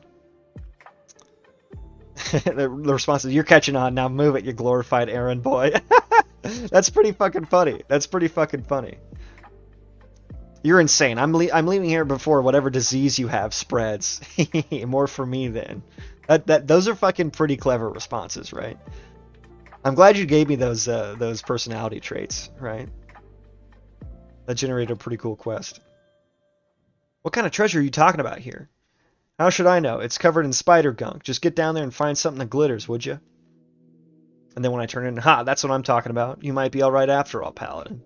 And what do I get? I get Ailer's venom-laced dagger. Sweet. And so this says, deliver venomous treasure. A piece of treasure dripping with spider venom. Other things to spawn. Giant spider. Venomous treasure. Trapdoor. Ooh, it's spawning a trapdoor. It said nothing about this trapdoor in the quest. But it's spawning it. That's crazy. Ideally, I want AIs to spice the main quest up with variation for non-procedural games. Solid dialogue, to be honest. Yeah, it's great. And I've even said stuff like, you know, right in the voice of a Dr. Seuss or something like that, or Tolkien is another one that I did. But it's spawning. This is crazy. It spawns a trapdoor,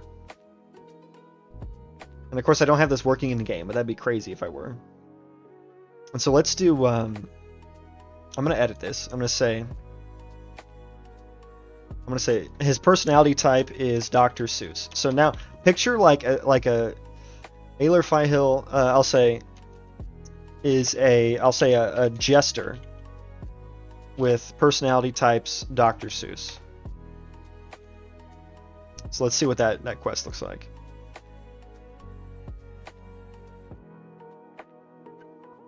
That's why I'm building a highly dynamic game to help bring the AI to life. But like I mentioned earlier, I need to learn. Yeah, you and I both. Maybe we can help each other out with stuff. But here we go. Here's our court jester type character, right?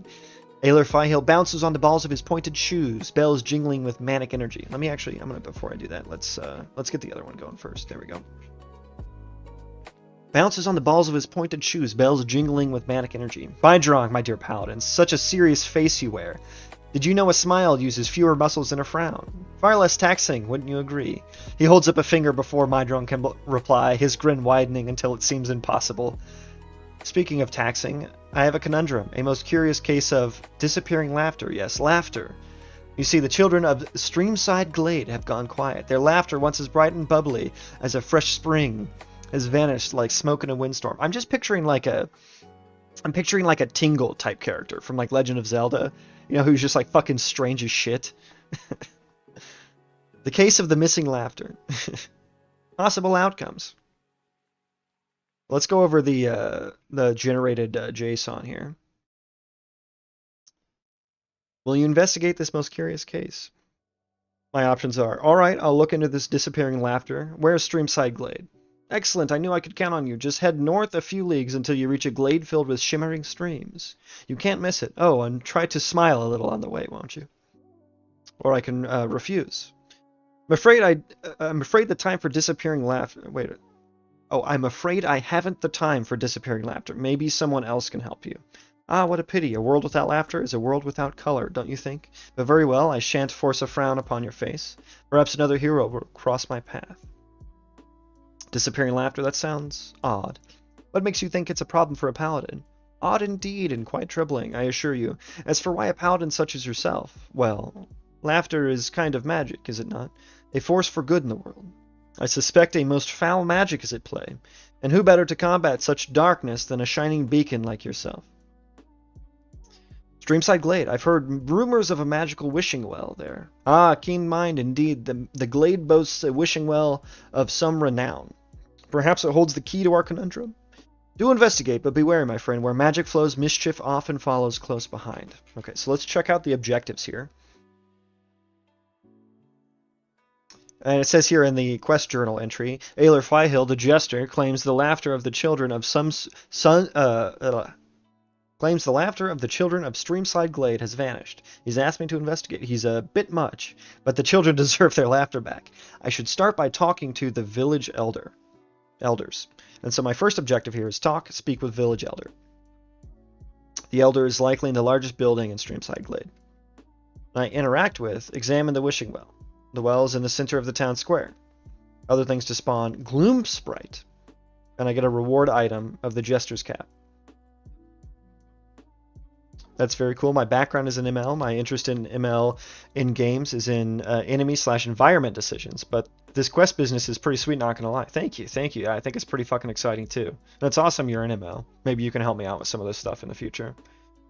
Feels like it's more or less there. Yeah, I mean, as long as I just make it stick within the bounds of the game, or at least spawn the things that it's fucking talking about, I think it's, it's pretty much there. But, I'm also planning to, a lot of these AIs have image capabilities, and so I'm planning to upload the world map as well. And maybe put some POIs on here. So here's my world map. It's a map of the biomes. That's what all the different colors are. So those are all different zones, different biomes. And I'm planning to put like little points of interest markers on there and stuff for like towns and stuff like that. So I want to upload that map. And then maybe maybe the AI will pick up on that as well. So that could be cool. So we're looking into the disappearing laughter. You've returned, and are those smiles I see on your face? Did you restore the laughter to Streamside Glade? And so another thing I'm going to do, so we had one here that's talk, right? We had talk to Elder.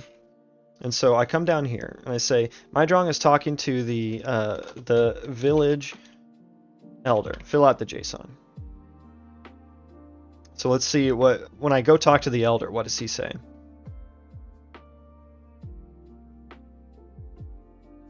I've been building an AI with blueprints. GPT been helping me build AI functions. Yeah, kind of a meta, different kind of AI, but yeah. Welcome, traveler. You wear the armor of a paladin, and welcome sight in these troubled times. What brings you to our humble glade? I'm here about the laughter, or rather the lack of it. Aylar Fihill sent me. Ah, the jester. Always one for dramatics, that one. But he's not wrong. The children haven't laughed in days. It's unsettling. Have you noticed anything unusual lately? Anything that might explain this? Now that you mention it, the well's water has taken on a strange shimmer. The air around it feels heavy, like a weight on your chest.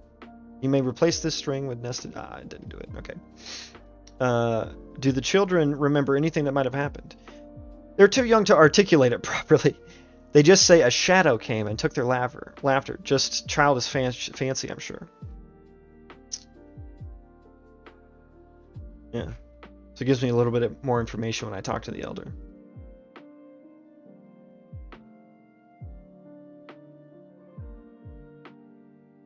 This kind of dialogue system doesn't work for the direction I'm going in.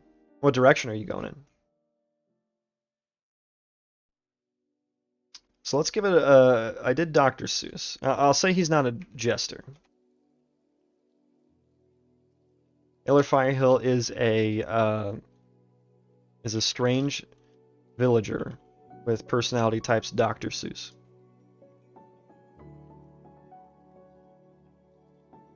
GTA 7 gonna be wild. Imagine doing a heist and hearing your precise actions described on TV the next day.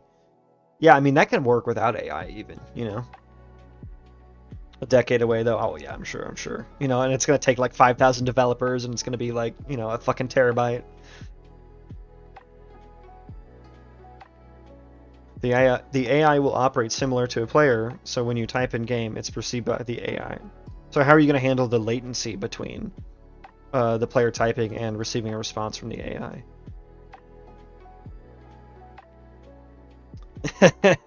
Aylar Fihill tugs nervously at his bright, yellow polka-dotted bow tie, his monocle dangling precariously from its ribbon.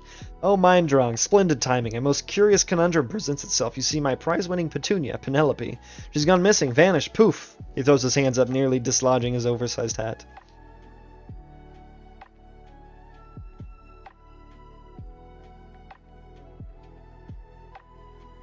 But yeah, I actually just updated some of like my code that handles this to actually spawn the things that it's talking about. It doesn't like spawn them well, it just kind of spawns them, you know, near 0, 0. So it's not like, not super quality yet. Alright, I'll look for your Petunia, though I'm not sure this Song of the Sunrise business is about. Oh, he wrote a lot more here. I received this strange note, you see. It reads, the petals of beauty shall wilt without the song of the sunrise. Return her when the first rays kiss the tallest spire. Rather theatrical, don't you think? I haven't the foggiest notion what it means, but perhaps you, with your keen paladin senses, could unravel this mystery. Find Penelope, my drung, and bring her back to me. I suspect she's being held somewhere tall. Perhaps the old watchtower.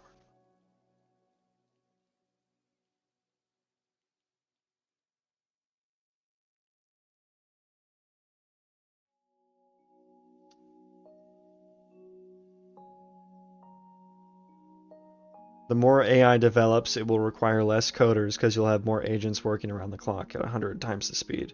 Yeah, I mean, we're not quite there to that point yet, though, with AI. Well, you have to assume it's going to be 5x faster in a year or two. Easy assumptions. Okay, fair. There's a hugging chat that has the responses almost instantly. Okay, gotcha. I've only played around with ChatGPT and Gemini.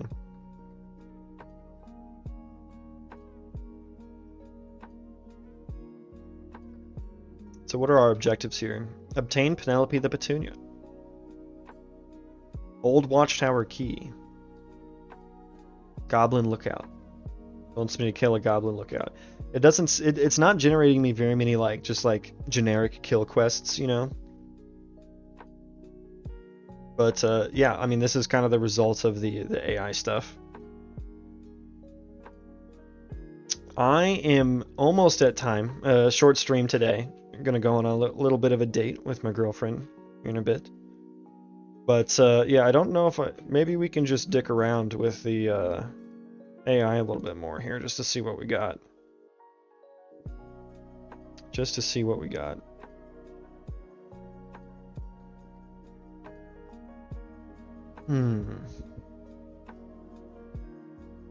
Another thing I want to do is do like Baldur's Gate type conversational checks. And so figuring out a JSON structure that the AI can use to do that is also on my list of things. Alerfi Hill is a, let's just say a mage. We're gonna go mage.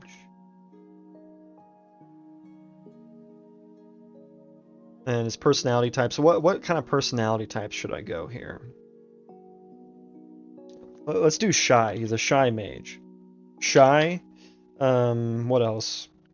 Awkward. He's shy and awkward. The mage. Shy, awkward, and maybe like know-it-all.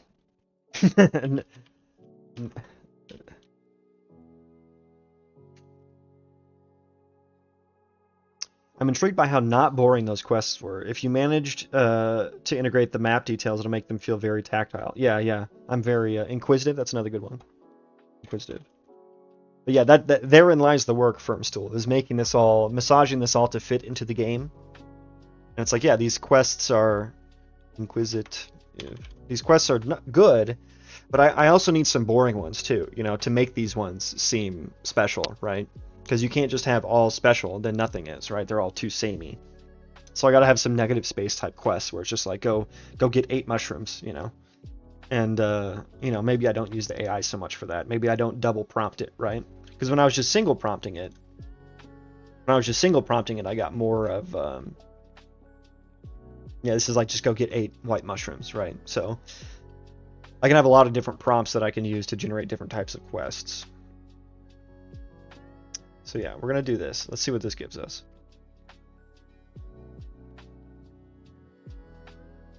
Aler Hill wrings his hands together, looking anywhere but at Mydrong.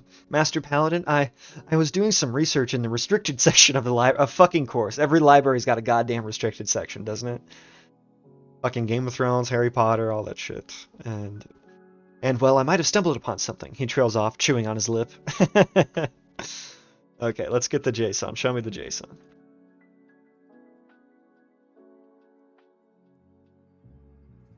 You can always have quests that tie into crafting recipes, so the blacksmith will ask for monster parts for his crafts. And I'm sure it'll actually do that naturally without much prompting, right? Like if I do plan to, what was on my list, it was giving everyone personality types, randomized like traits and personality types that affect their stats and the way they talk in these AI quests. And some other things I was planning to do was give them professions and like childhood backgrounds and stuff. Like they were like a farm boy, and now they're a blacksmith, that kind of thing. I have to disagree with that. If every quest can be awesome, they should be. Yeah, I mean, different strokes for different folks. I think if you have too much epic, then nothing is, right? When everyone's running around as a literal god slayer, when you get that god slayer weapon, it doesn't actually really mean as much, right? That's why I like vanilla WoW a whole lot more than retail WoW. One of which is because it's just more humble, right? You start off as just a regular person, and you're not literally killing gods on your weekends, you know?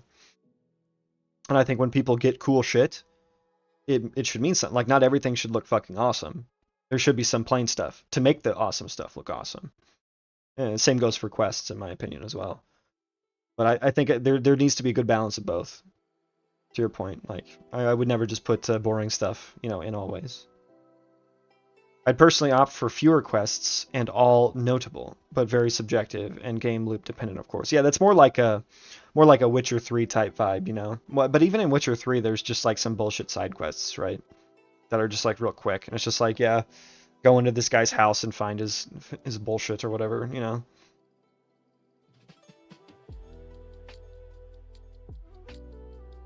But yeah, let's figure out what this awkward mage wants here.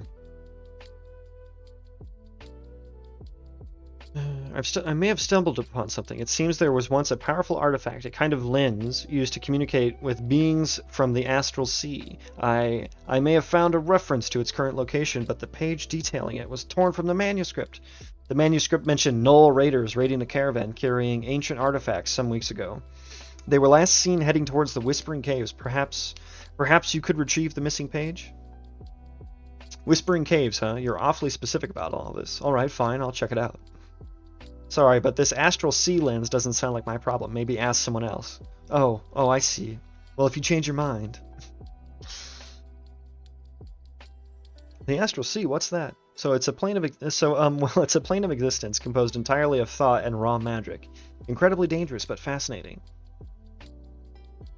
And so yeah, let's see what this is spawning.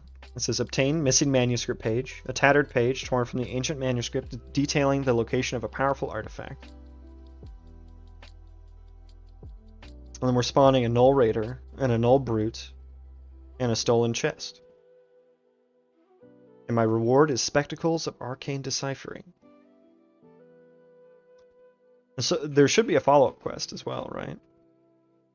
Yeah, it didn't give me the follow-up quest. Let's say generate the follow next quests.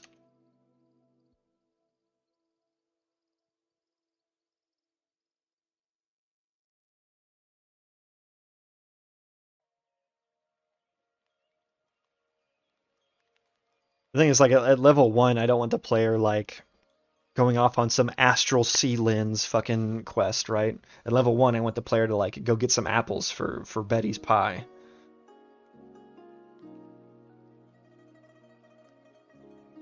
I guess what I'm saying is collect 8 mushrooms is worse than downtime. It's wasted space. I don't think Baldur's Gate 3 has slay 5 pigs quest. Yeah, and if I was doing, like, Baldur's Gate 3 is entirely narrative driven, right? Same with something like Witcher 3.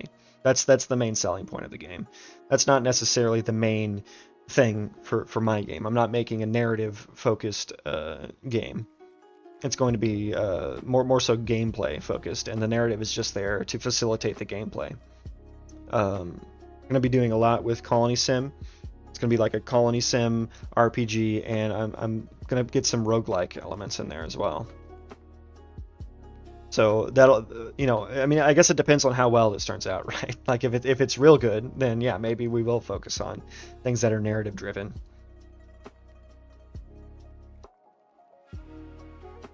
You actually found it. Amazing. This changes everything. Let me see. Oh dear. This is more complicated than I thought. Page mentions a specific type of crystal infused with moonlight, needed to activate the lens. Incredibly rare, you see. There's a legend amongst the moon elves of Whispering Glade about the crystals. So now there's moon elves in this game now, I guess.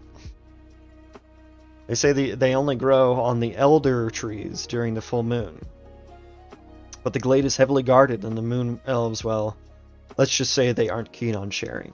And so it would actually be really cool if I just dropped all the meshes that I have in the game, and all the materials I had, and like tagged them with some text describing what they were, and let the AI choose, like, oh, spawn these trees with this material on it, in this area, right? And so it could spawn these elder trees, you know.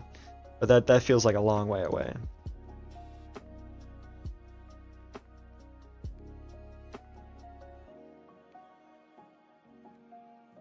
So yeah, we're gonna go get some elder trees. See what obtain moonlit crystal. We're gonna have to defeat a moon elf guardian. There's gonna be an elder tree sprout. That's friendly. Let me just say next. Is it gonna generate the next quest? There we go. Ailerfy Hill is practically buzzing with excitement now that I've returned with the moonlit crystals.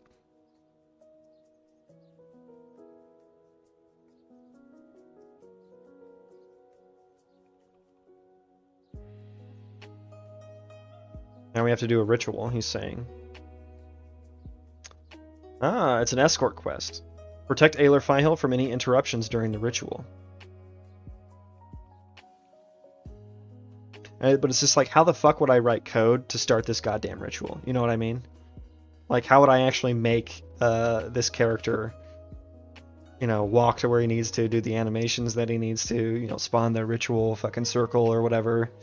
It's going to require a lot of work to make, you know, these quests that are notable or novel actually be novel and fit in the world in such a way that they're not just like relevant until the quest is over, and then like you just kind of move on, right?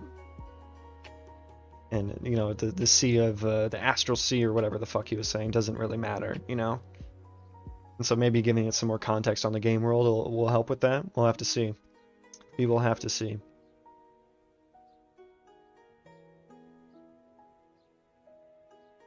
That's what I figured. If you're doing system-based mechanics, then quests like escort this trade caravan to city would be more interesting. I don't even know what kind of game this is though, so if you're going for Stardew, I guess collecting apples makes sense. Yeah, so like I was saying before, I want like a colony simulator RPG, and I also want to make it a roguelike. And so there's going to be a lot of building in the game. You're going to be building colonies and stuff. There may be some existing already, and so, you know, escort this trade caravan to the next village would probably be something that's pretty, you know, pretty likely to happen in the world that I'm trying to build. And yeah, I'm not saying that, like, you know, there should be, you know, 90% kill 10 of these, go collect 8 of these type quests, but I do need those. I do think I need some of those just to make sure that I really want to ground the game, right? I want it to be humble and grounded, and I don't want everything you do to be some epic goddamn, you know, go steal some fucking crystals from the Moon Elves type quest, right? I definitely do want those, and I definitely do want those to be numerous, but I don't want every single thing the player does to be some epic adventure, because I think it contributes to a player's subconscious experience of each of those adventures. Like when everything is epic, everything is less epic, you know, and that's why I say I want to keep it grounded and I want to keep it humble. And grounded in that, like, I can actually keep it in the game, and I don't have to, like, come up with a bunch of fucking lore that, like, it's just, like, one-shot lore, you know what I mean? Like, it doesn't, like, fit into the world and stuff, and it's like, you know, maybe that just stops being relevant after this fucking quest, and we never hear about the Astral Sea again. It's just like, what was all that, you know?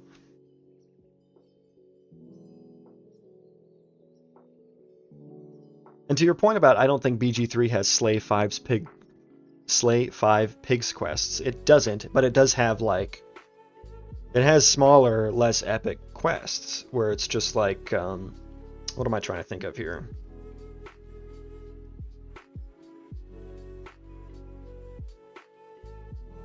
You know, like there's in the beginning swamp, there's that like fucking frog or sheep or something that you figure out. Or like there's like the little hideout in the grove at the beginning. There's like the kid who like there's the kid who gets caught by the harpies and is being lured by their song, and you just kind of save that kid, you know.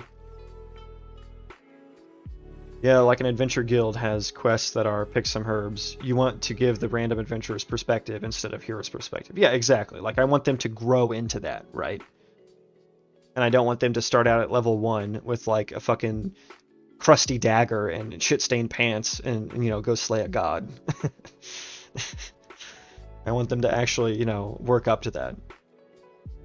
And then still, you know, like in, I don't know, I feel like Fable did a pretty good job at this back in the day. Because you still had like the bullshit like, oh, go herd some chickens type quests. But yeah, this is about it for me for today. Appreciate you guys hanging out with me. It was fun. I love doing this AI stuff. I want to do more of this, but I want to finish a little bit of biome, a little bit more biome stuff. I'm going to work on building out the zones and things like that. But I'm going to be switching back and forth in between doing that and doing AI stuff. But yeah, this was fun. Thanks guys for hanging out. I'm going to go get some dinner. Well, speaking of colony sims, a game like RimWorld doesn't have gather 8 mushrooms, right? Because I love RimWorld. That's one of my main inspirations. Vanilla, WoW, RimWorld, and Hades are my 3. You gather 8 mushrooms because you're starving. That's the ultimate grounding. Yeah, for sure. And you know, that's definitely going to be a thing. But I think that making there be some quests for individual pawns lets you interact with them more, makes the pawns themselves have more personality and more meaningful, right? Like there are quests in RimWorld. There are charitable things where a group of pawns comes and they want some medicine, right? And you have to give them medicine. And you know, maybe they return the favor and stuff like that.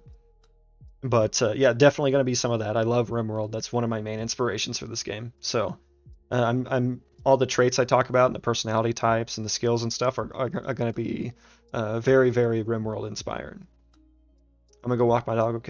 Doggo, catch you later. Yeah, I'll catch you later. Thanks for hanging out, Cruel Crusader. Same as you, playing nonsense, and Chillopedia popped in for a little bit. Firm stool. I will see you guys later.